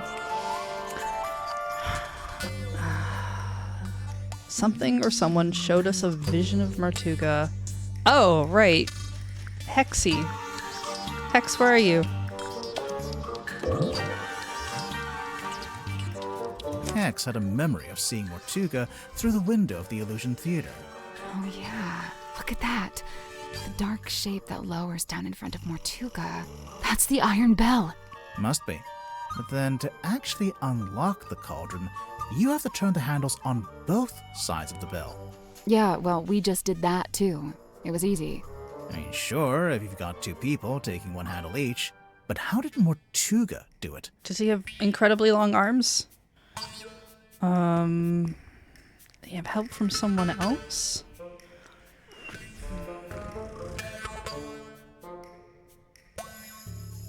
Special tool? He used a special tool.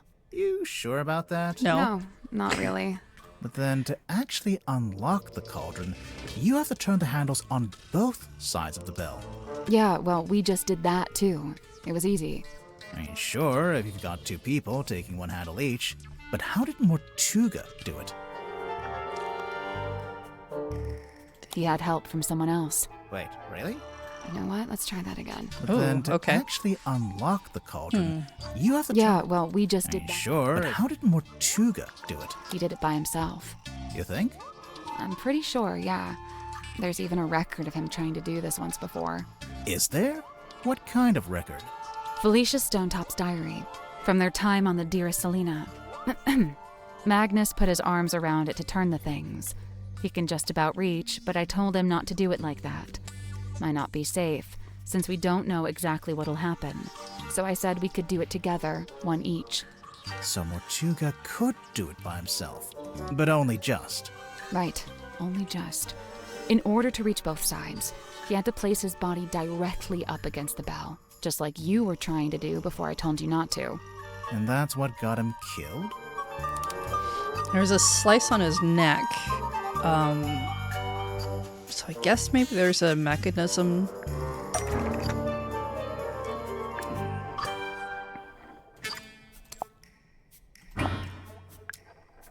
His face would be probably right here.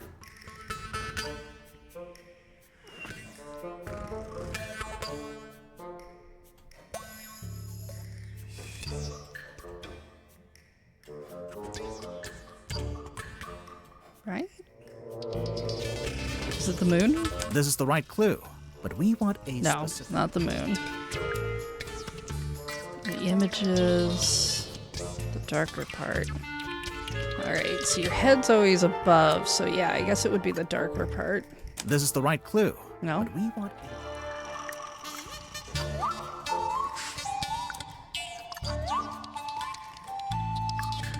Thing wedged in the side.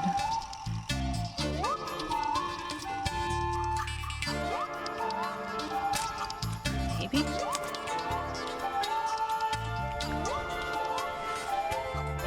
A rope!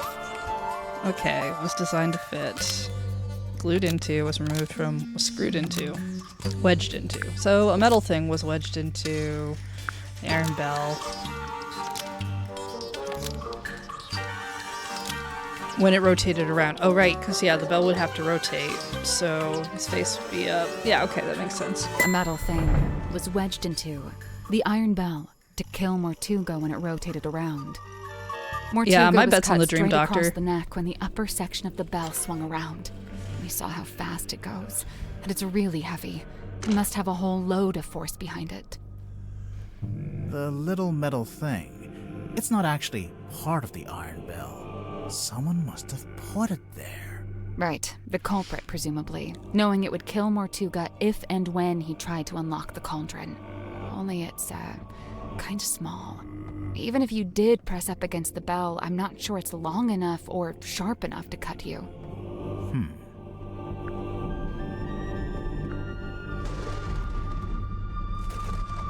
It was longer, but it's been broken in half. The part sticking out of the bell isn't the complete murder weapon. It's a fragment left behind when it was broken, presumably when the culprit took it back out. A fragment of what?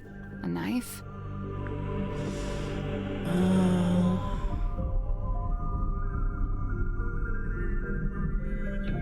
Shoot, what was in the black box?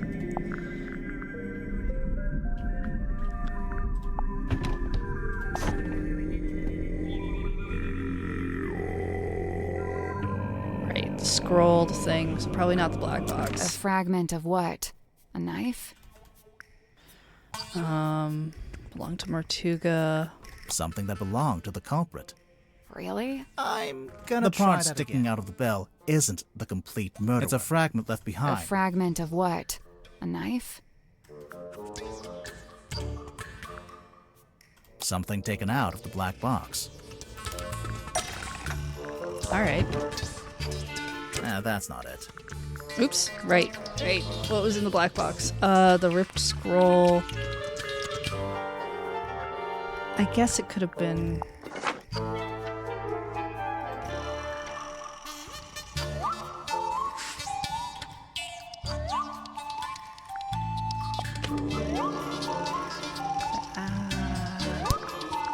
Where's the other half of the scroll? It looks fine.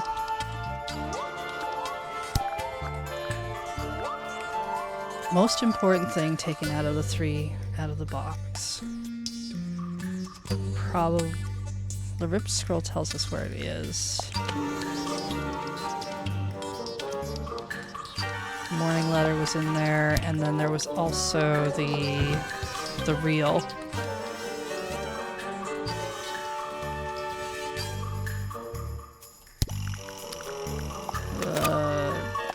This one.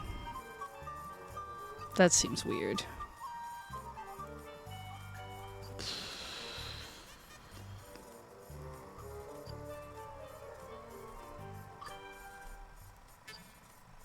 As like a thing, so maybe the morning envelope?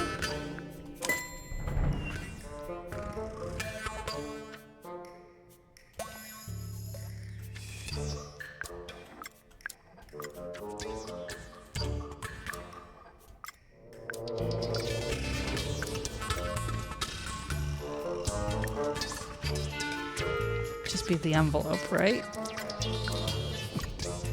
This is the correct clue, but we need to choose the right part. Address, stamps, what shows what's been removed? Oh, wait. The imprint. The envelope's empty now, but there's an imprint of what was in there when Mortuga first opened the box. It's pretty clear. You can see exactly what shape it Pair of is. scissors? Okay, but what is it? And why was it in that envelope? A pair of scissors. Really? I'm gonna try that again. The envelope's empty now. It's pretty Okay, but what is it? Alright, it'd be... And why was it in that envelope? A necklace? A necklace. Okay. Where is a picture of... What's her face? Yeah, here we go. It once belonged to Felicia Stonetop. She's wearing it in the painting. I'm pretty sure she is, anyway. I don't know. It doesn't show the necklace very clearly. It's half hidden in her dress. Something that shows the full shape of the necklace. Something that shows the full shape.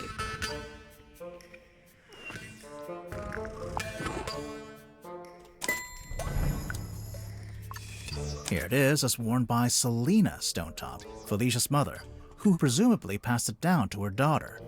I'm assuming that's why it was eventually sent back to Silkworm. back to its original owner after Felicia died.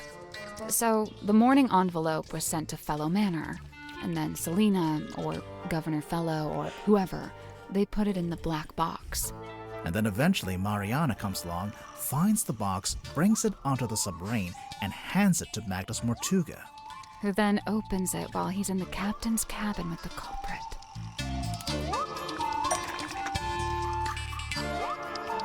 That was in the wooden pipe. That was... I think it was 4. I really don't know why you're here.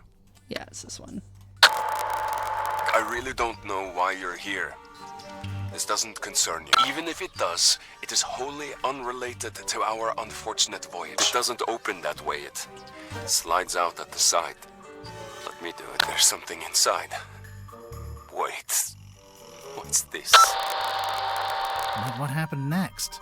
Well, we know Mortuga didn't stay too long in the captain's cabin, since Mariana told us he came back into the control room. So, maybe Mortuga left the culprit in the cabin with a necklace? And that's when they could have wedged it into the side of the iron bell, so that if Mortuga attempted to unlock the cauldron by himself... It would be the last thing he ever did. It's about time we went to speak with everyone else. Mess hall? Let's go.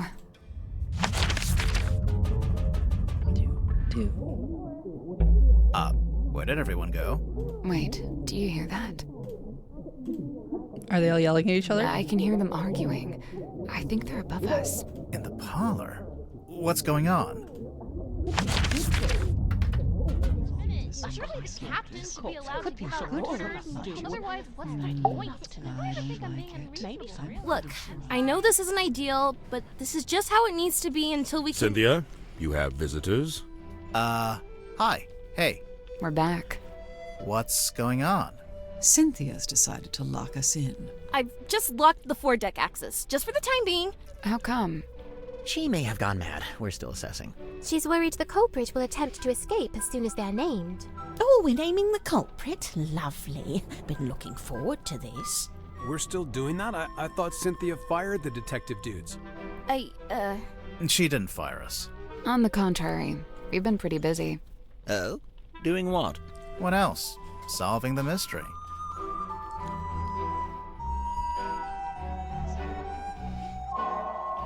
Chapter 6. The Murder of Magnus Mortuga. Alright, let's go.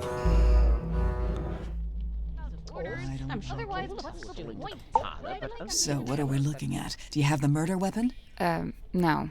Kinda? Right, kinda. Cynthia, maybe you should have fired them. No, look, listen to me. Mortuga was killed by the mechanism of the iron bell. It lowers into the cauldron and they fit together. It's a big mechanical lock. Right, and there's this little metal thing wedged in the side. It's not part of the iron bell itself, but it was... They got in and out without ever opening or closing the bulkhead door. So, the murder weapon... It's a necklace? Felicia Stonetop's necklace. And it's still missing?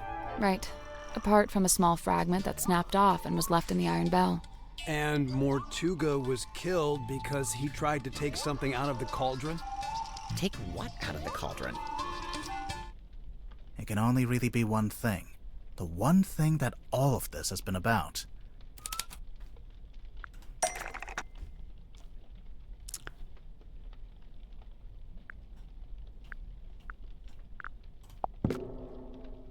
Nope.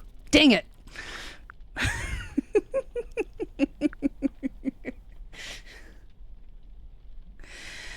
Mysterious ancient artifact. Really wanted it to be her. Rude. Mysterious ancient artifact.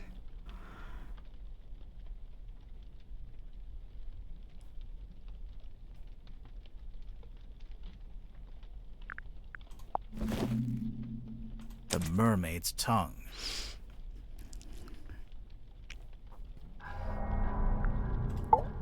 The mermaid's what? It's a kind of ancient artifact. Mortuga found it on a sea voyage years ago. Right. The same voyage captured on this film reel and depicted in this bottle. Captain Felicia Stonetop and her helmsman, Magnus Mortuga. They went off into the ocean on a ship named the Dearest Selena. And came back with a mermaid's tongue. And that's what Mortuga kept in the cauldron? But it was empty. It's been empty since we discovered the murder. Quite right. If this mermaid's tongue came out of the cauldron, where's it been this whole time? Well, we found it in Dr. Zephyr's cabinet of curiosity. Did you? Fascinating. But what is it? What does it do?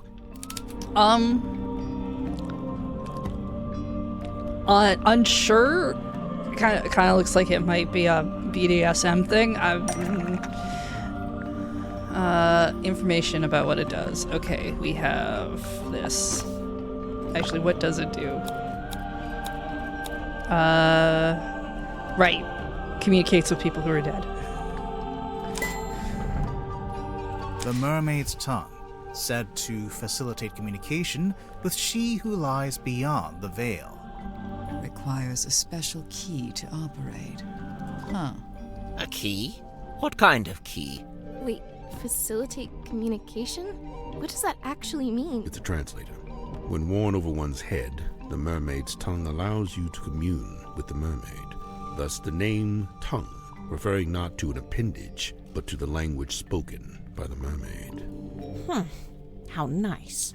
Anyone gonna tell me who the mermaid is, or...?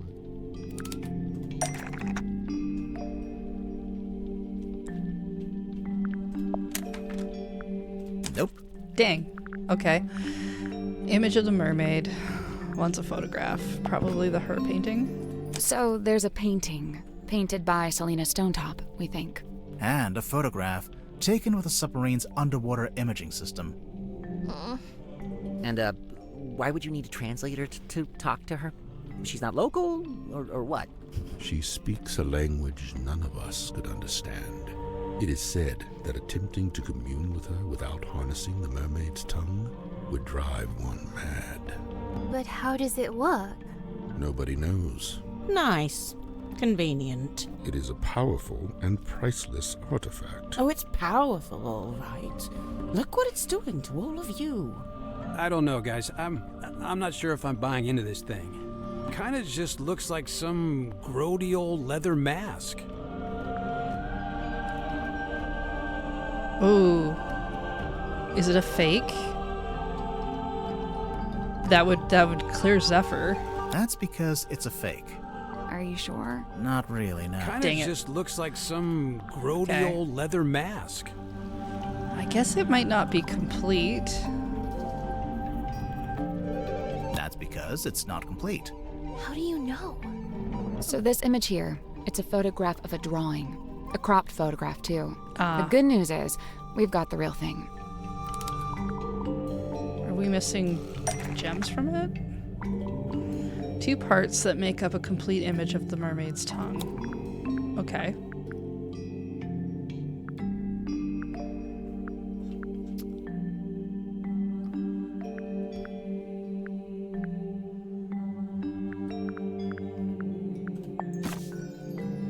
What does this look like again? Nope. Where is... That's not right. Really? Oh, because that's the upper part. That's probably the bottom, though. Right. Clicking on the wrong things. The top part of the scroll is over here.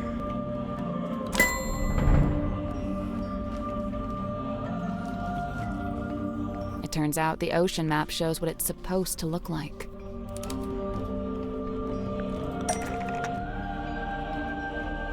Okay, so the thing that I think this was in the treasure. Coral. And then the eyes.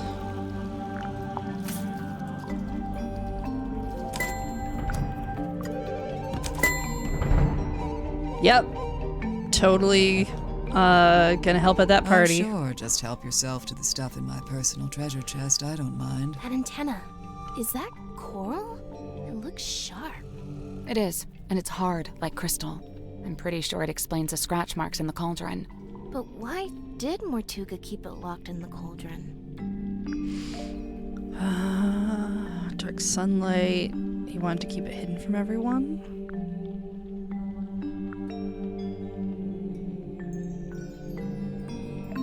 Because he wanted to keep it hidden from everyone, the mermaid's tongue being on board was a secret Mortuga was keeping.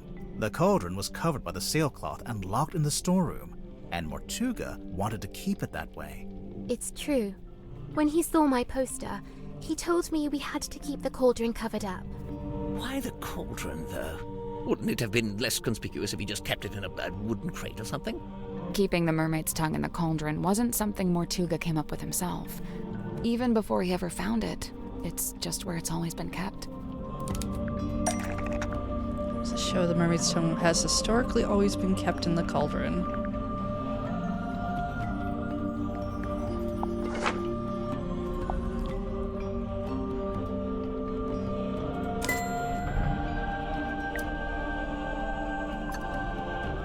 There it is. See? In the cauldron, beneath the iron bell, beneath the wooden buoy. But that was a long time ago. How do you know the mermaid's tongue was still in the cauldron at the time of the murder? Well, Tadpole told us about someone she saw on the aft deck shortly after the murder. She described it as a demon, with a single horn and glowing eyes. The culprit wearing the mermaid's tongue. Right. We figured they'd just taken it from the cauldron after killing Mortuga. So the culprit knew about the mermaid's tongue. Knew what it was? Knew how to use it? Definitely. But Mortuga never really told us about any of this. How did the culprit know about it?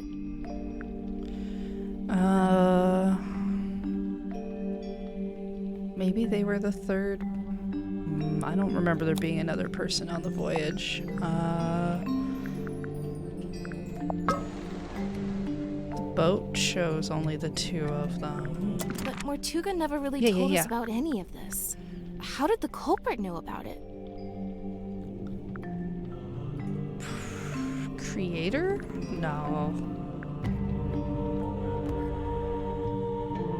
Because they were the third person on the Dearest Selena voyage. The third person? In addition to Magnus Mortuga and Felicia Stonetop, I assume. Right. It was a crew of 3, not 2. And what evidence have you collected to support this? Evidence?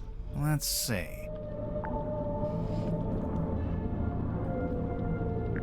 Mortuga's film reel.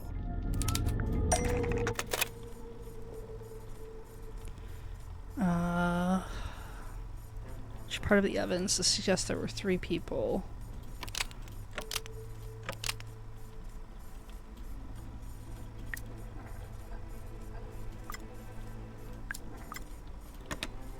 You really want to turn back after you got the map sussed out and everything? There's no wind. It's an ill omen. Oh my god, Magnus, you're so dramatic. All I need you to do is steer, all right? I'll handle the scary stuff. Felicia. I can't change my mind. Sorry. I spent too long planning this. Anyway, we'll be there in a few hours. Beware.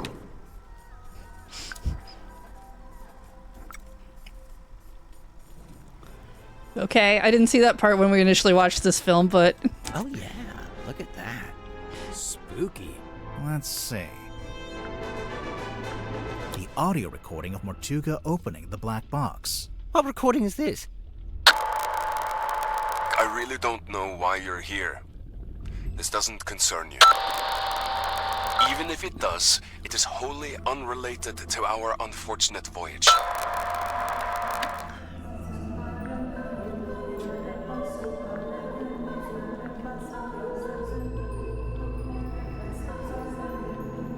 Mortuga is talking to the third person from the voyage. Is he? I only hear the one voice. What explains the curious nature of the audio recording? Okay.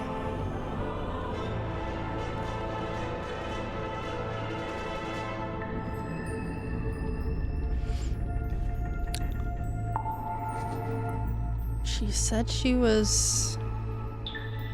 could hear it. So there'd have to be something that would get in the way of...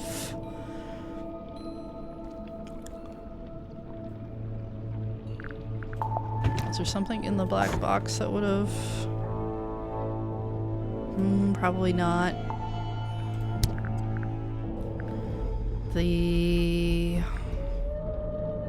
If the walkie-talkies would have gotten in the way. Before it reached Mariana's pipe, the audio was transmitted from the cabin to the control room by these radios. Only they're faulty, or one of them is, at least. It turns itself on and off every few seconds.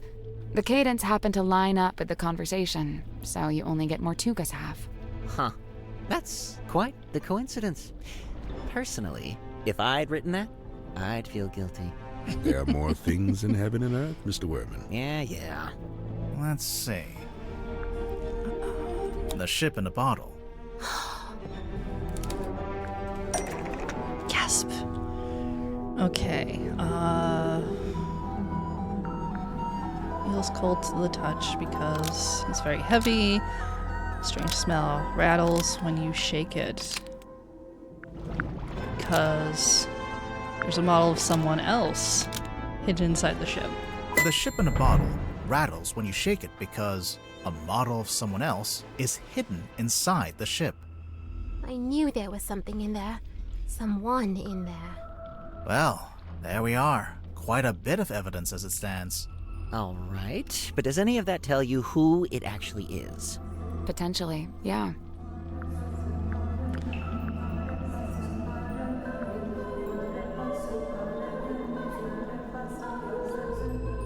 The ship in a bottle rattling when you shake it.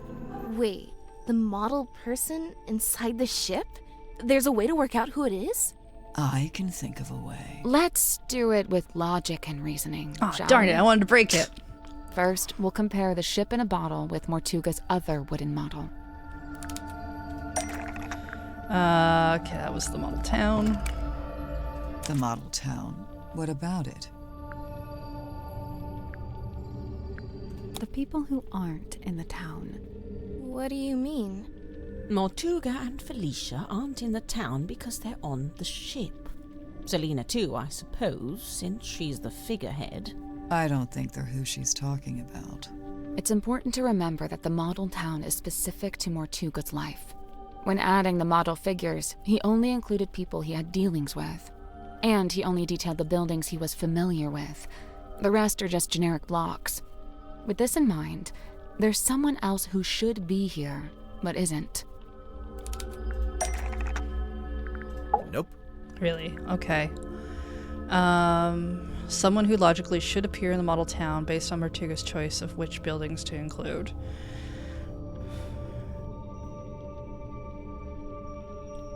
Shoot, who was in the town? Well, guess now. That's not it. That's not it.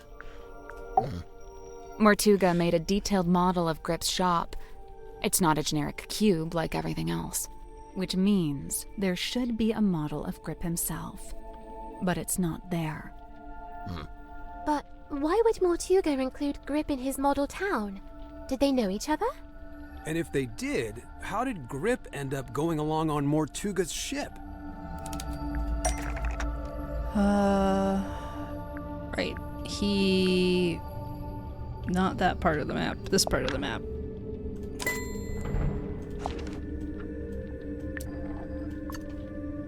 There's a sticker on the back of the map. It's a service record from Grip's shop. Mortuga hired Grip to interpret the ocean map, which he did. But Grip didn't ask for payment in money. Instead, he asked to come on the voyage. This isn't proof. Not really. Well, there is one thing we could... Do it. If you don't, I will. Do it, do it, do it. Break it, break it, break it.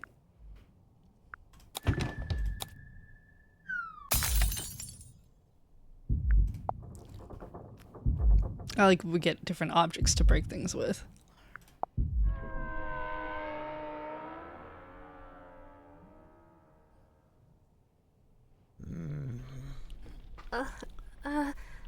Mr. Grip being on that ship isn't actually evidence that he murdered Mortuga. What about the murder weapon? What happened to it? Right. Nor is this evidence that he used the mermaid's tongue. Wouldn't he have needed that special key?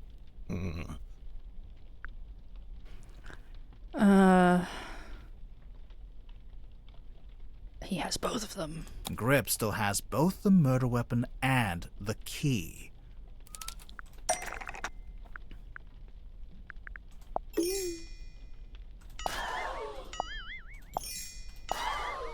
That's not it. Dang, I wanted to blame it on the stick. It could be in the balloon basket?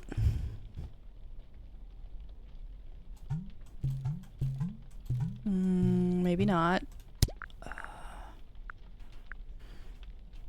Grip has the murder weapon and the key from Mermaid's tongue. He had it sitting in the engine room for all to see. The engine room. This was in the control room. What was in the engine room? Something everyone could see. Ooh, the figurehead. The figurehead was on top of the ship. Engine room.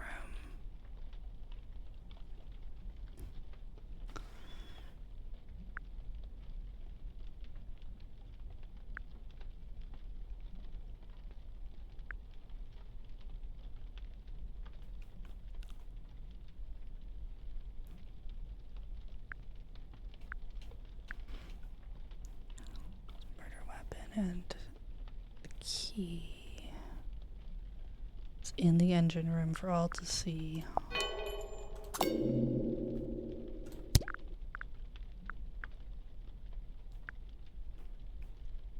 Engine room. What was in the engine room? Engine room was...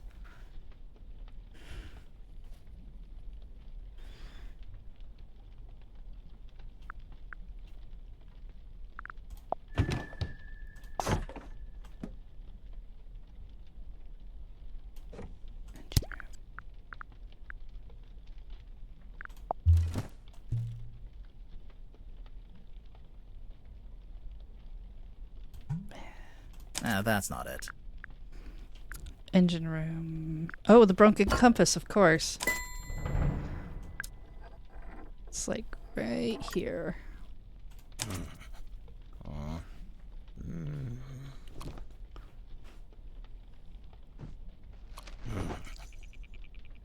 compass was broken. I guess this is it.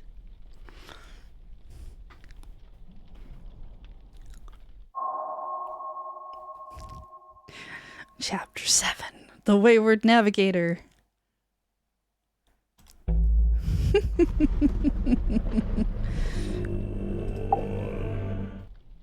Plot the unplottable, chart the unchartable, measure the unmeasurable.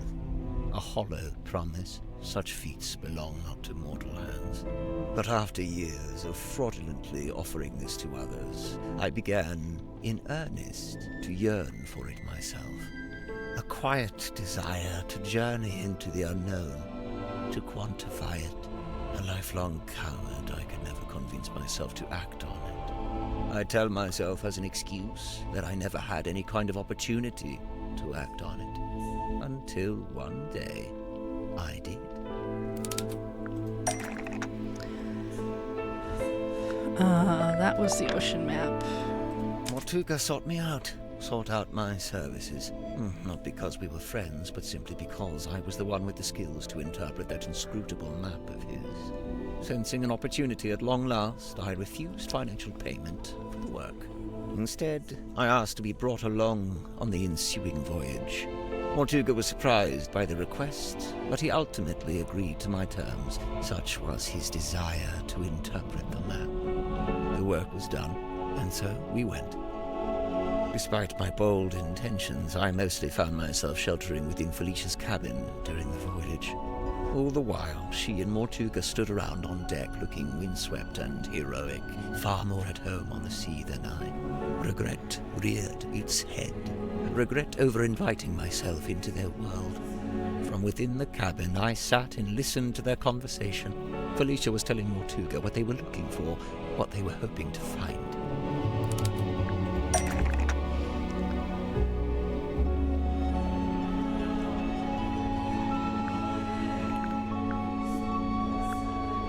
I mean, the mermaid's tongue? Did Felicia know what it was before she found it? Somehow she did. Her description to Mortuga was thus: a mask worn over the head. It facilitates communication with an ancient being of eternal mystery. That's really how she worded it? With the right contraption in your pocket, even the great unknown may be quantified and calculated. And here it was. Not a map, not a compass, but a communication device. A translator. Besides knowing what it was, Felicia also knew how to find it. How its location in the ocean would be marked with a wooden buoy that glows with green light. We waited. Night fell. But before long we were indeed signaled by this very light, and the buoy was sighted. Mortuga hauled it up, pulled it all up, right onto the deck. It was heavy, but he was strong.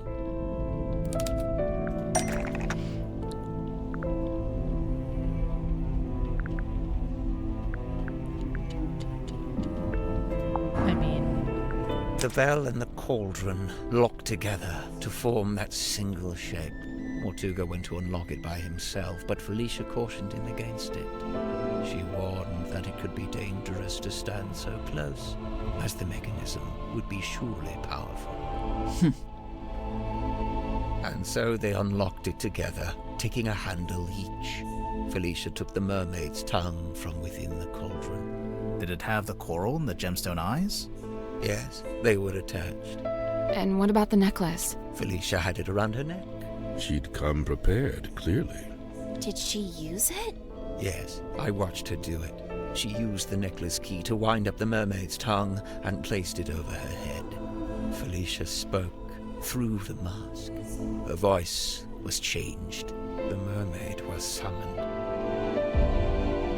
Entranced, I rushed out onto the deck and leaned over the side. Mortuga clambered up to the wheel in an attempt to steer us away from harm. The mermaid reached out and grabbed the wheel. And Mortuga's right shoulder? Yes, of course. His fingerprint mark. Mortuga held fast, but a portion of the wheel broke off and fell into the ocean. With her other hand, the mermaid grabbed the mast, almost snapping it in two. The ship buckled and I was thrown off the side into the ocean. I was underwater, but I was held in place by a hand, her hand. She was speaking to me, but it was a language I could not understand. I wanted so much to understand. Sensing the disconnect, she let go. A moment passed, a lifetime. I became vaguely aware that I was about to drown, but I didn't want to leave. At this moment, the broken piece from the ship's wheel floated up in front of me. By its intervention, I was reminded of my earthly existence, my life beyond this singular moment.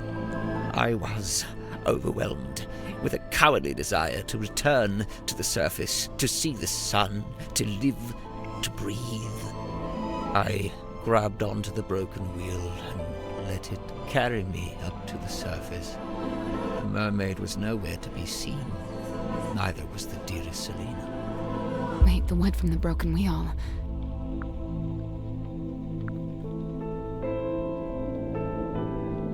It eventually became Cornelius Kane. Correct. It has been my earthly tether. The feel of the wood in my hand, a tangible reminder of that desire I once felt to live and to breathe. But what happened? Weren't you stranded in the ocean? Somehow the currents carried me back to the Silkworm Coast. I took the broken wheel piece back home and fell into a deep sleep. Alright. After I awoke, I went looking for Felicia. Not Mortuga. No, Felicia.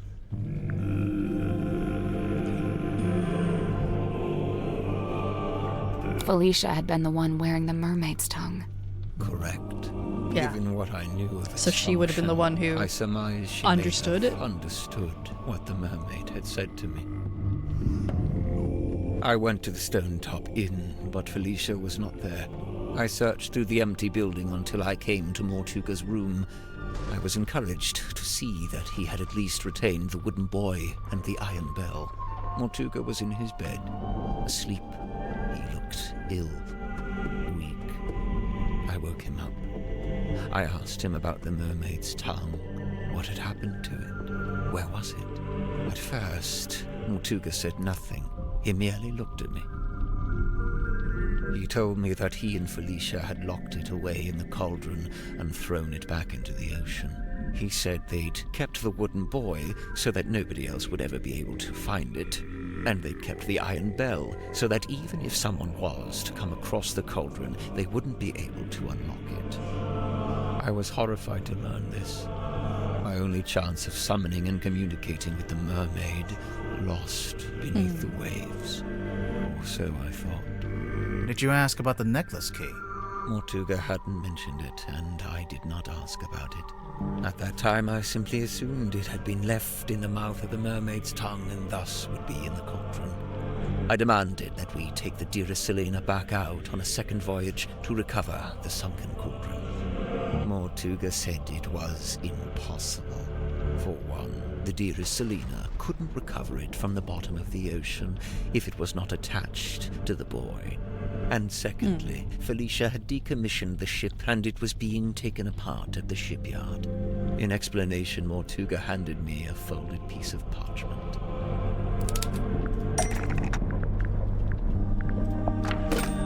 It had inscribed a note from Felicia. She was to be leaving town immediately. She did not say where she was going. Mortuga told me he had slept through Felicia's parting visit. He was distraught over it, heartbroken. With a desperate look, he asked me if Felicia had also come to visit me on her way out of town. I told him yes, she had. Oh, liar. Mortuga's eyes opened wide. Did she say where she was going? I must know. I have to know. I told him yes. Yes, she told me where she was going, and she'd given me the address. His eyes widened further. Give it to me. I need to know. I'll go after her. I told him I would, in exchange for the mermaid's tongue. Mortuga told me again how it was impossible. There's no way. It's lost. You need to let it go. I didn't want to hear it. I left the inn still clutching the deeds. I went down to the shipyard and spoke with Donovan Drummond. He had begun taking apart the dearest Selena. I inquired about purchasing Drummond's unused submarine, the Seafoam submarine. He told me he would be willing to part with it, but it had never been finished. In order for it to be seaworthy, it would need several new parts that would take a long time to build. However, I was determined to find a solution.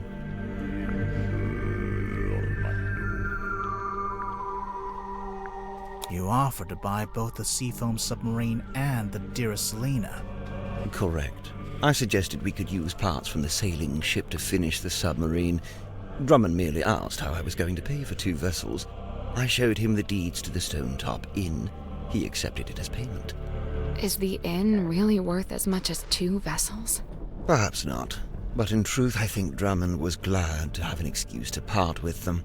Besides, I knew all too well the allure of a worthy challenge. A chance to put one's skills to their fullest.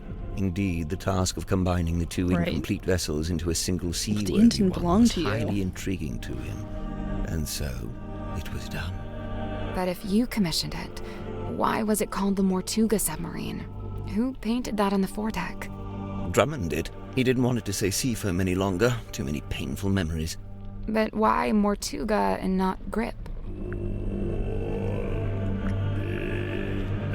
Because Grip paid for it with the inn deeds, which were in Mortuga's name. Right. Drummond assumed I was merely acting as intermediary for Mortuga, the true buyer. Did you tell Mortuga what you'd done? I told him of my intention to return to the ocean in a submarine I was having constructed. He wasn't happy about it, but the submarine took months to complete. That was enough time to convince him to come with me and help search for the Mermaid's tongue. He only came with you because you were pretending to know where Felicia had gone, and you were withholding it from him. Correct. What were you going to do if and when Mortuga realized you'd been lying to him? It was worth the risk. There was no question of leaving the Mermaid's tongue at the bottom of the ocean. But it wasn't lost in the ocean. Mortuga had it the whole time. Correct. As I had lied to him, he had lied to me.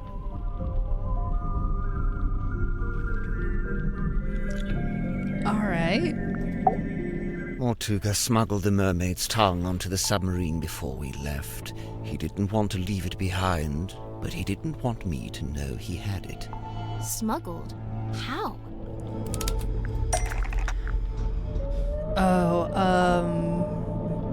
He got Zephyr to do it. Did we get letters? Yeah, we did get letters. Great. Mortuga sent me a letter, inviting me to join him on the submarine. Grib, did you know he'd done that? Mortuga told me he was going to bring somebody else on board.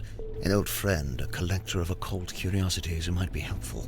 But I didn't want anyone to know what we were doing, or what we were looking for. I told Mortuga not to mention me in the letter. I followed Mortuga's instructions precisely. I arrived in Silkworm and went into the Stonetop Inn, where I found the locked cauldron. I placed it among my possessions and ventured onto the submarine waiting in the harbor.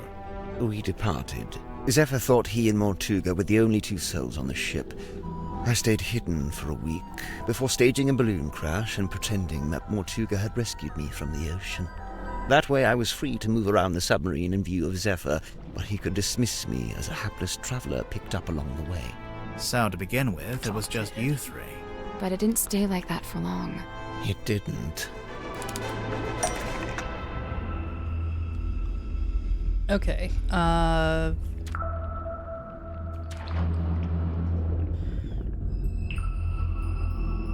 wait, what?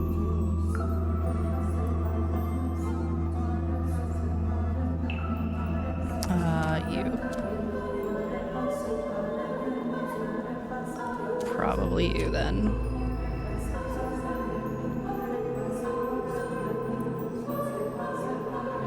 Commission the submarine as a way to search for Mermaid's tongue.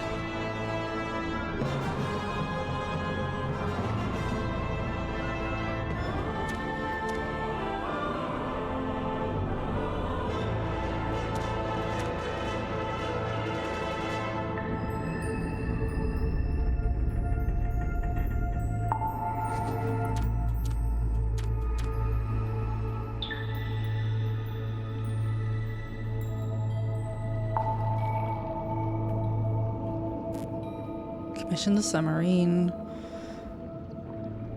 Was with him when he opened the thing. That makes sense. Was invited to, yeah, performed a magic act. You were kidnapped? Oh, there's more. Okay, that makes more sense. I was like, some of this doesn't really add up.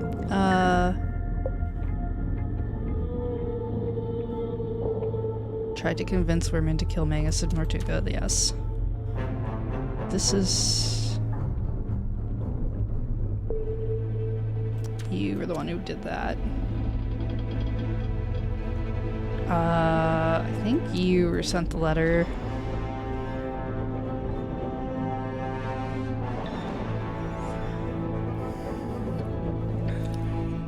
Yeah, sent a letter on how to access a magazine, interviewed.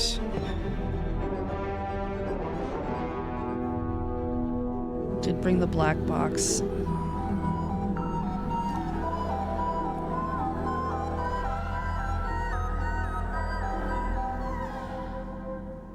Was hired by Grip to kill Magnus Mortuga.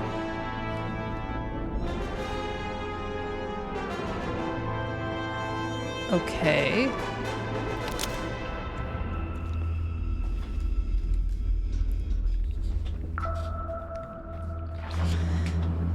Alright, let's go through this. Commissioned the submarine as a way to reach the Mermaid's tongue. Was with Mortuga when he opened the black box and discovered the necklace key. That seems correct for Grip.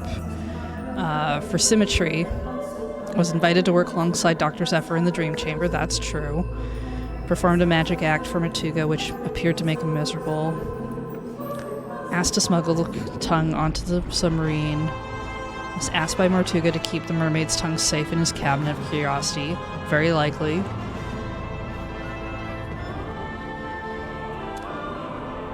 Okay. I guess the cards don't move across.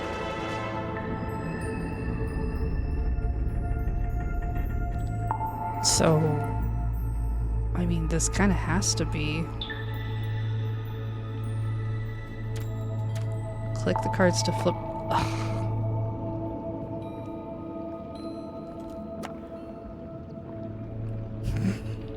You're right, I really should read the entire instructions. Yeah, so.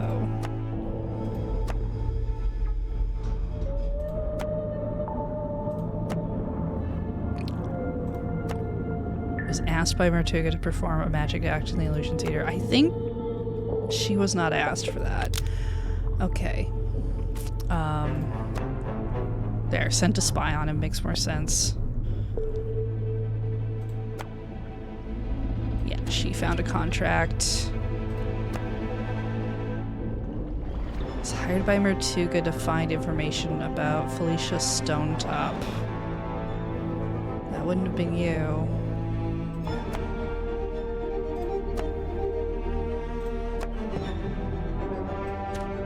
That makes more sense.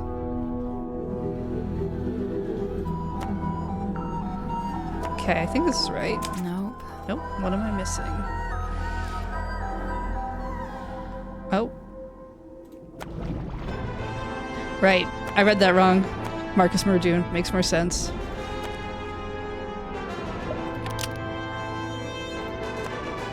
Ah. You stole it. Okay. Sure.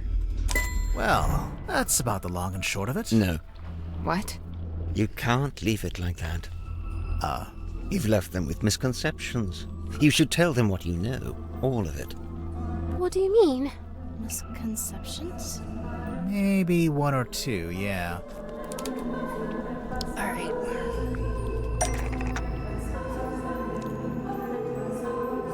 Even though he did wish to leave the submarine, Martuga could not accept Tadpole's offer to give up his captaincy to her.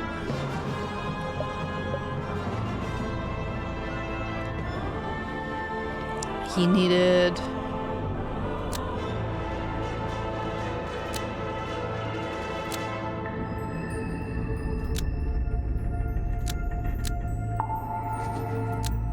Felicia's tone top, grip.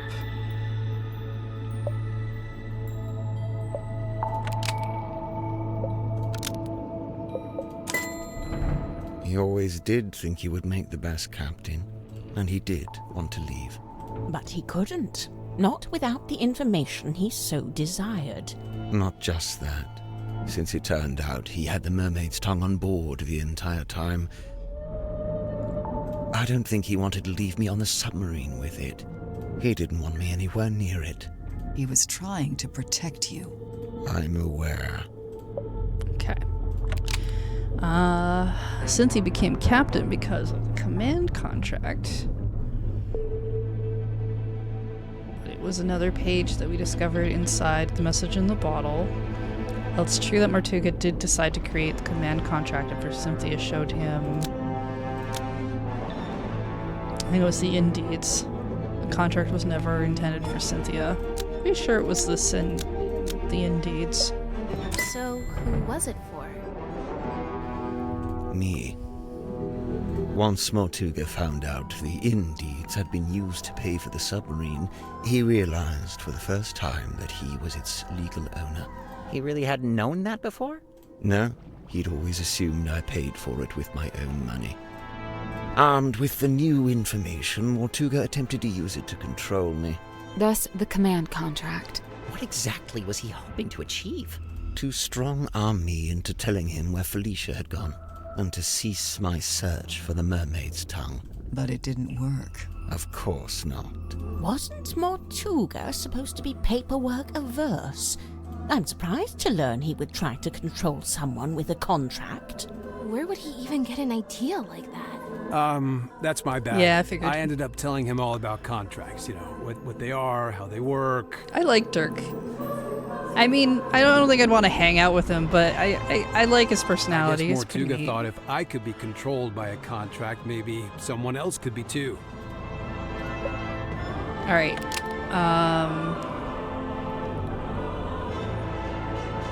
Orman was lured onto the submarine by the handwritten letter, but wasn't actually from by who it claimed to be from.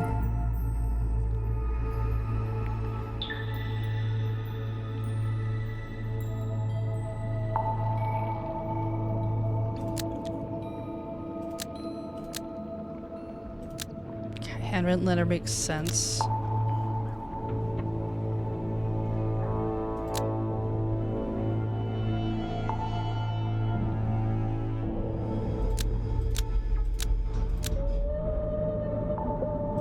So Mortuga wrote the letter?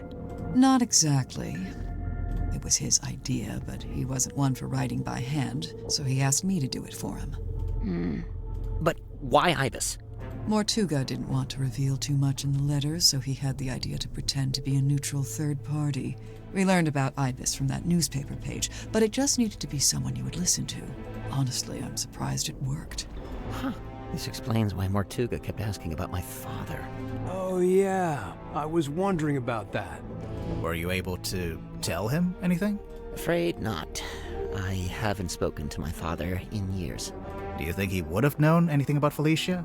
About what happened to her? It's possible. Alright, and then symmetry.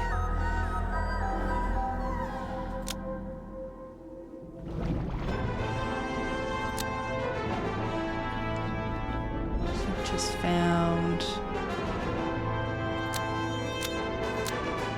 warning envelope. See? I told you. You didn't make him sad. He just learned about the death of his beloved friend. What I did, it was... You didn't know. Symmetry, let it go. Your anguish. That goes for all of you. Mortuga's actions, his decisions, all motivated by that same singular desire. Just wanted to know where she went. To locate Felicia Stonetop. Her. Likewise, it transpires that Godric's actions were also motivated by a singular desire. To commune with the mermaid. Different her. Her. And when they opened the black box and found the mourning envelope, found the necklace key, it all came to an end. Well, what are you waiting for? Go ahead, open it. Godric, I really don't know why you're here. This doesn't concern you. I bet it does. I'm to believe the box may contain information on Captain Stonetop. Even if it does, it is wholly unrelated to our unfortunate voyage. I'll be the judge of that. There could be anything in there. Listen. I prefer you not to shake it like that. Besides, it doesn't open that way. It slides out at the side. Let me do it. What's all this? A scroll? An envelope? There's something inside. Wait. What's this? We both know what that is. That's Felicia Stonetop's necklace, isn't it? Isn't it?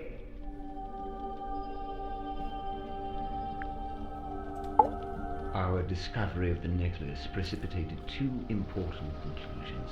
One, we now possess the key necessary to operate the Mermaid's town. In my complacency, I had not even known it was missing, simply assuming it lay within the cauldron. But no, Felicia had taken it away with her, and now, through what twist of fate, it had returned. Which brings me to conclusion 2. The fact that her necklace had been sent to her parents in a black-rimmed envelope attested to us that Felicia Stonetop had died. Even through his burgeoning grief, Mortuga could see in my eyes how I wished to make use of the key. Fearing what ruin might follow should I act, he did what he had always done. He lied. lied about having the Mermaid's tongue on board. He had your best interest at heart, Godric. We both know this. However, it was a lie that no longer worked on me, for I had laid eyes upon the truth. The truth? About what Mortuga had in the storeroom. He'd seen the bottom, yeah. I did grip. Oh, probably the poster. Correct. I had seen Symmetry's drawing of the cauldron. He asked me to change it. I was going to change it. So now you had everything you needed. The key, the bell, and the mermaid's tongue itself, albeit locked in the cauldron. On that note, I had also surmised Mortuga's reason for rigging the iron bell onto a winch above his desk. I concluded that he had set it up this way so that he could unlock the cauldron and access its contents himself. You think he wanted to use the mermaid's tongue? You'd like to suggest Mortuga would be immune from such things, hmm? I concede it may have been an alluring prospect, but actually choosing to act, it displays a dangerous hubris. Well, maybe he just wanted to be able to get to it, but not actually use it, you know? Grip, did you actually accuse Mortuga of wanting to open the cauldron? Of wanting to use the mermaid's tongue? I did, and he flatly denied it, which caused an argument. Truth be told, we were both sick of each other. The last vestiges of our mutual decorum fell away. He attempted to shut me down with cold logic, insisting that it was not possible for one man to simultaneously turn both dials on the iron bell. Wait, is that true?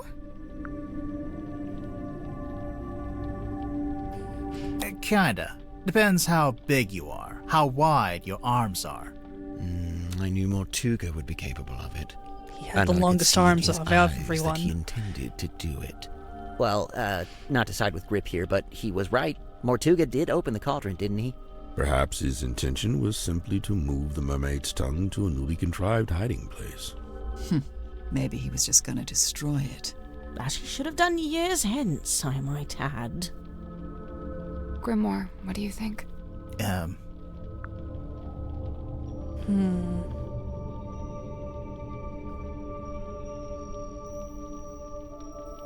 think he wanted to destroy the mermaid's tongue. Whatever the reason, I knew it was only a matter We're not going to tell you. And what's more, following our discussion about the mechanism of the iron bell, I understood the specific physicality of the task ahead of him. Physicality? In order to reach both dials, Mortuga would need to hold his body close against the iron bell. His head, his neck, would be right up against the mechanism. Overcome with frustration and grief, Mortuga had left the room. He had left me with the necklace key. I felt it in my hand, the metal cold and sharp. I climbed up onto the desk and wedged it into the iron bell around the back so that it would not be seen. At least, not until the mechanism activated. You're a murderer. Call me what you will. I mean, To it is me, the term. was merely insurance against continued deception and greed on Mortuga's part. If he indeed decided to keep the mermaid's tongue for himself, if he decided, as he always had, to keep it from me, then it would be his last decision. That's still murder. having first locked himself in the room, Mortuga unlocked the cauldron and was killed by the blade of the necklace key. I tilted the submarine in order to claim the eyeball key, which granted me access to the captain's cabin and a path into the storeroom from above. I took the mermaid's tongue from the unlocked cauldron. And then you went up to the aft deck and used it, didn't you? I tried to, but you stopped me. You're welcome. Tadpole then dove into the ocean and collected the pieces. Including the coral and the gemstone eyes, which she kept for herself. Yeah. As for the mask itself, I just left it in my room. And I took it when I later visited the room to collect hex from the dome tank. Wow, you're admitting it, huh? I admit I moved it to a more secure location, ultimately a wise decision, wouldn't you say? Except it's not there anymore, is it? It's right here. Uh-oh. Shit. It's dark. Oh no! Grip turned off the lights. Why do we always do this? Someone grab him!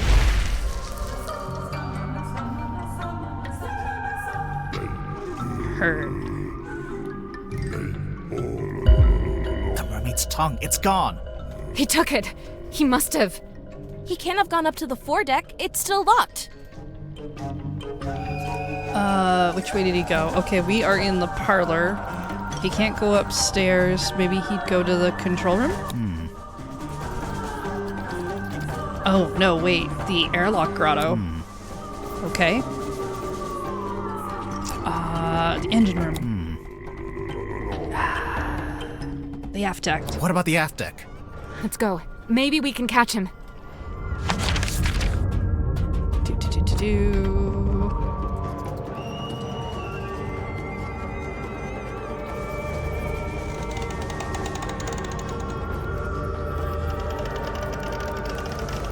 Oh, the eyes spin too.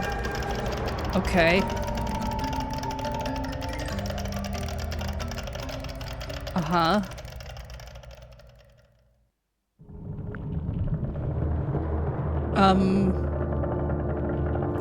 Well,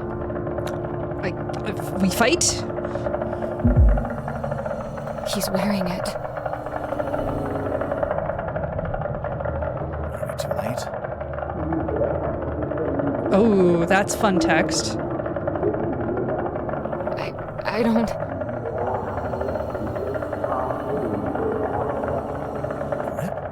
Are you,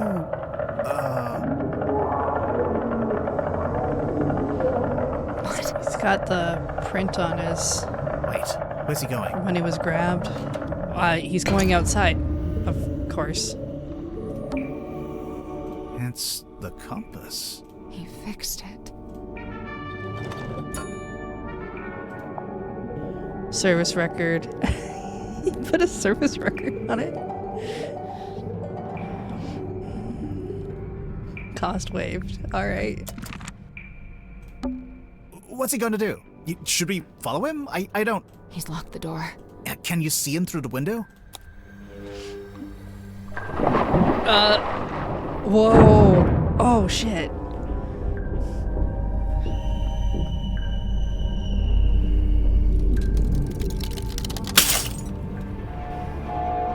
Well, that's bad. This is bad. The pressure change, it's too sudden. The submarine's not... Wait, what's that? You're taking control, Ben. The radios. It's fine, just stay calm. It was too fast. They must be coming from the control room. Let's go. God, the game's so good. We're being held down. We need to resurface. The submarine can't take it. The controls are going crazy. Wait. It's her. Oh, and him.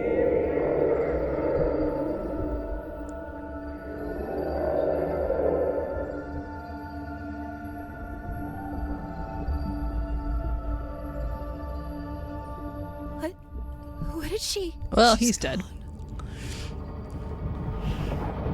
I'm taking this one.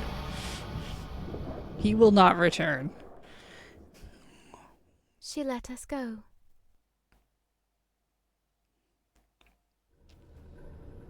Remarkable. Let's just head back to Silkworm, shall we? Get everyone off this submarine. And, Silkworm would be which way? We got moved. I don't know where we are. No stars, no moon. I don't know which way north is. Oh, well, don't worry. I have this fixed compass now. He fixed it.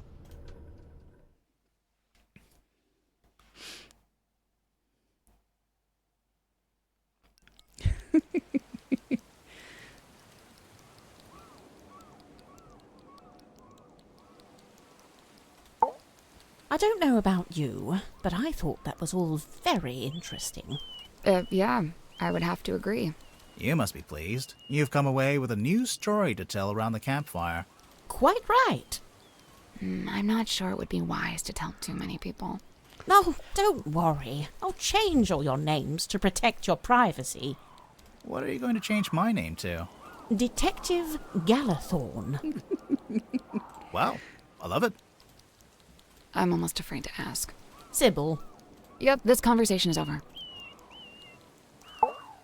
Catching up on your text messages? 0 missed calls. Can you believe that? 0. Devastating. Not even from Vanderpeer? I'm writing him a message now, giving him the deets. A very selective version of the deets. Smart. Easily one of the strangest days of my life. It's in the top 5, at least. What are you going to do now? So far, the only thing I've decided on is to go home and have a bath. Sounds good. A bath? You haven't had enough being submerged in water for one day?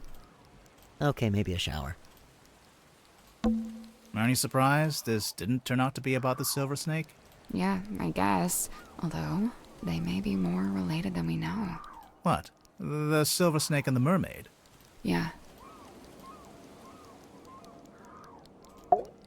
Are you okay? Yeah. You? Somehow, yeah. You okay, Cynthia? She's still processing. Of course. We all are. That, and we've just been to tell her stepfather that we're leaving Silkworm. Oh? Where are you headed? We, haven't worked that out yet. Lesbian girl adventure. I know a place you could go. Really? Yeah, I've got a couple friends you could stay with. I'll write down the address for you. Cool. Oh, thank you. I never got to go to the lighthouse. Oh, hey. Maybe our next case will be entirely in a lighthouse. Oh, it would be so funny if they made another game and they did make it in a lighthouse now. No way. This was it. This was the lighthouse case. No, don't tease. Would you mind not leaning on the fourth wall like that? I'm just saying, next time the theme will most likely be totally different. Fine.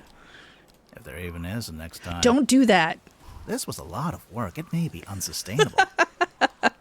Now he was leaning on the fourth wall. The Stone Top Inn. 5 stars. Nice and quiet. Would sleep on floor again. What else can I poke at? Grip's Emporium. Want to take a look inside? Oh, a nice bit of breaking and entering to finish off the day? We've done worse. We broke so many things today. That was the weirdest submarine I've ever been on. And the last? And the last. Is everyone okay? I guess so, huh? Fit as a fiddle. Oh, sure. Just had my human perspective permanently and irrevocably shifted, but hey, what's new? But what about Grip? Did he die or what?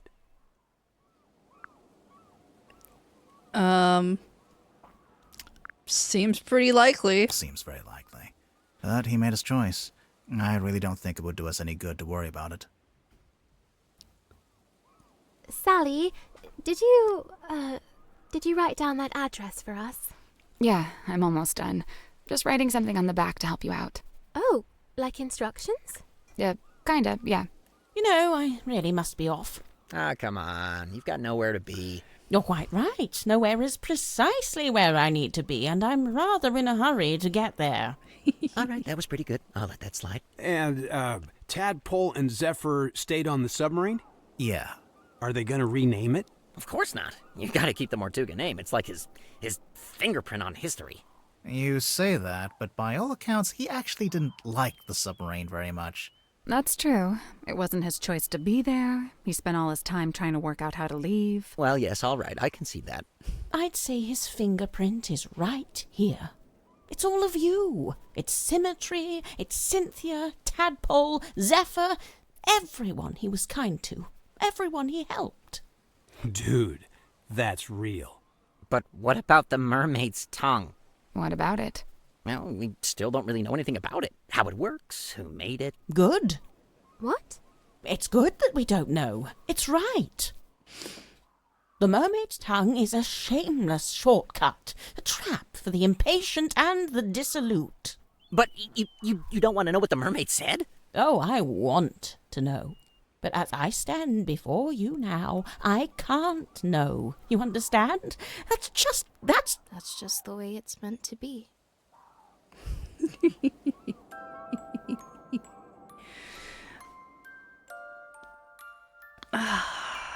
We made it! Alright, it got me. I thought it was someone else. I listened to the red herrings. Lerman announced he wasn't going to write the sequel to his novel. Dirk was subsequently released from his contract with Wit and Whimsy. Mariana Moon, avoiding all questions about where she was headed, simply disappeared over the horizon. Perfect. Madame Tadpole became captain of the Mortuga submarine. Dr. Sepper stayed on board to continue his research, newly inspired by what he'd witnessed. You're sure this is the address Sally wrote down? Yeah. Where are we going? Where are we going? Where are we going? She wrote something on the back, too. Oh yeah. What was that? Instructions? It's a little poem. You should read it. Me? You're the poet. No, you read it. Okay. Eavesdrop what the stars are saying, earthly tethers slowly fraying, floating, helpless from the worst of jealous hunger, selfish thirst. Take a moment, kneel and meet the flowers growing at your feet. Okay.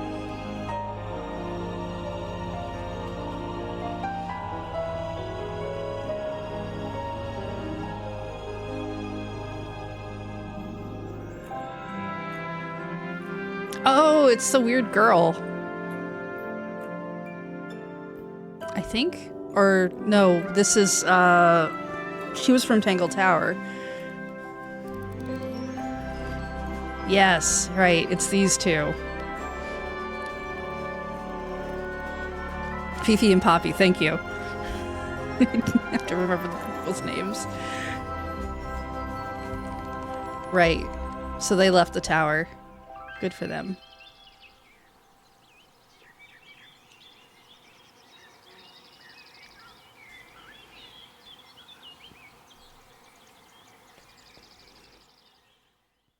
Good game. Ooh, art gallery.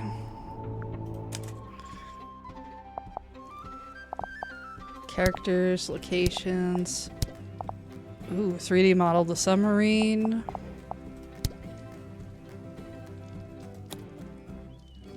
Oh, this is all very cool. I do like it when games do this. Alright. So clearly we finished. I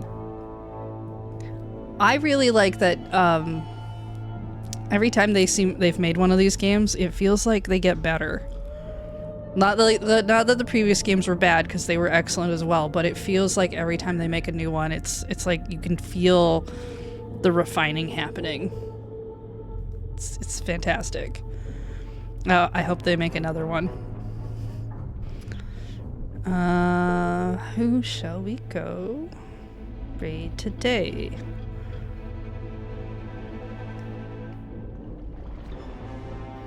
A lot of people, a lot of options. Well, maybe we'll go raid Foxmar. Water Park Simulator sounds interesting. Alright, I'm gonna send you over to Foxmar. Oops. I'm gonna send you over to Foxmar. And then I'm gonna go find something to eat. Game was good. If you haven't played the other ones, Tangle Tower or Secret of the Swamp, there's VODs of those, but also I just recommend buying them and playing them because they're really nice mysteries. Alright, let's go. Raids created. Great. Alright, I'm gonna take off. There's no Rhythm Cafe tomorrow. We've decided to cancel that. Subathon start for the Lure channel starts on Monday. So the likelihood that I'm gonna be streaming next week here is pretty low because I'm on like Directive 8020 for a couple of nights on the subathon. I'm gotta find something to do for Maker Day still. I'm part of the Archipelago multi-world randomizer stream thing that we're doing, and I think I'm also doing that Truck Coon game on Saturday. I don't know, there's a schedule, you can go find it. I'll post what bits I'm in my Discord as well, but just so you know. That's the plan. All right, take care, everybody.